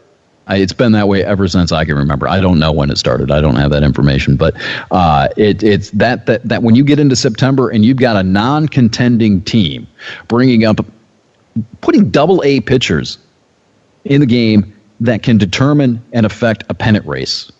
To me, that just that needs to go. And I would encourage someone to do the research on time of game in September as opposed to time of game in May because of that. That's maddening. Oh, my God. It's just mind-numbing. Anytime a Joe Torre fucking Yankees team was in the playoffs, I was like, oh, boy, it's going to be a long one. I mean, especially if they play the Red Sox, because the Red Sox bit off his fucking style, and it's like, really? You're going to come out there and just – I'm like, you're slowing the game down to a crawl. I get it. It's a strategic move, but – holy shit, man. Sparky was notorious for that. He called him Captain Hook. He would come out and he'd do this matchup. So you remember Bill Shearer, this tall, lanky, left-handed, soft-tossing curveball specialist. He'd come out there, bring Shearer in just so he could get a left-hander out and then be out there again to bring in Aurelio Lopez. It's just, Some managers are known for that, and Sparky and Torrey had a lot of success. But I don't think that they should have 15 pitchers in their bullpen at their disposal to do that in September. I like the idea. Okay, you want to go make pitching changes, fine. But you've got 6 people out there or 7 pitchers in your bullpen. You're gonna have to atone for that if the game goes extra innings. All right. Well, any other questions, guys, or thoughts? If you didn't like baseball, you aren't listening at this point. and if you do like Bobby Hurley, you're not listening. We lost our Tobacco Road listeners. Yeah, horrible. Yeah. If this does find its way to you, Mr. Hurley, I apologize for my comments, but really, I did hate you a lot. But I wish you luck coaching out there as Arizona State or whatever team you're cursing these days. Hey, he won a title that year. Sorry? He won a title that year. He's cool. Yeah. Good player. That's why I hate him. But hey, this was fun. Yeah. Just come on the show more often. Yeah, let me know. I'm thinking about starting. I told you about this earlier. I'm thinking about doing a baseball podcast. Just to kind of cleanse my palate from the politics here and there. So it's nice. It's a nice break. Yeah, it helps. This is much better. Really is. So, escapingthecave.com is the website. I will put some up there if I do start this thing up. If you guys want to come and do the checking out of it. But I'm losing my faculties. It's a lot of talking, man. All right. Yeah. But so then we'll fucking trapdoor right out of this bitch. Just follow us on Twitter at SportG Podcast. You can email the show sportg@christophermedia.net.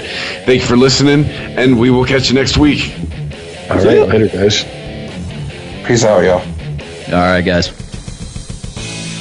If you like this show, please tell a friend. Please follow us on Twitter and like and share us on Facebook by searching for Christopher Media. You can subscribe to all ChristopherMedia.net shows for free on ChristopherMedia.net.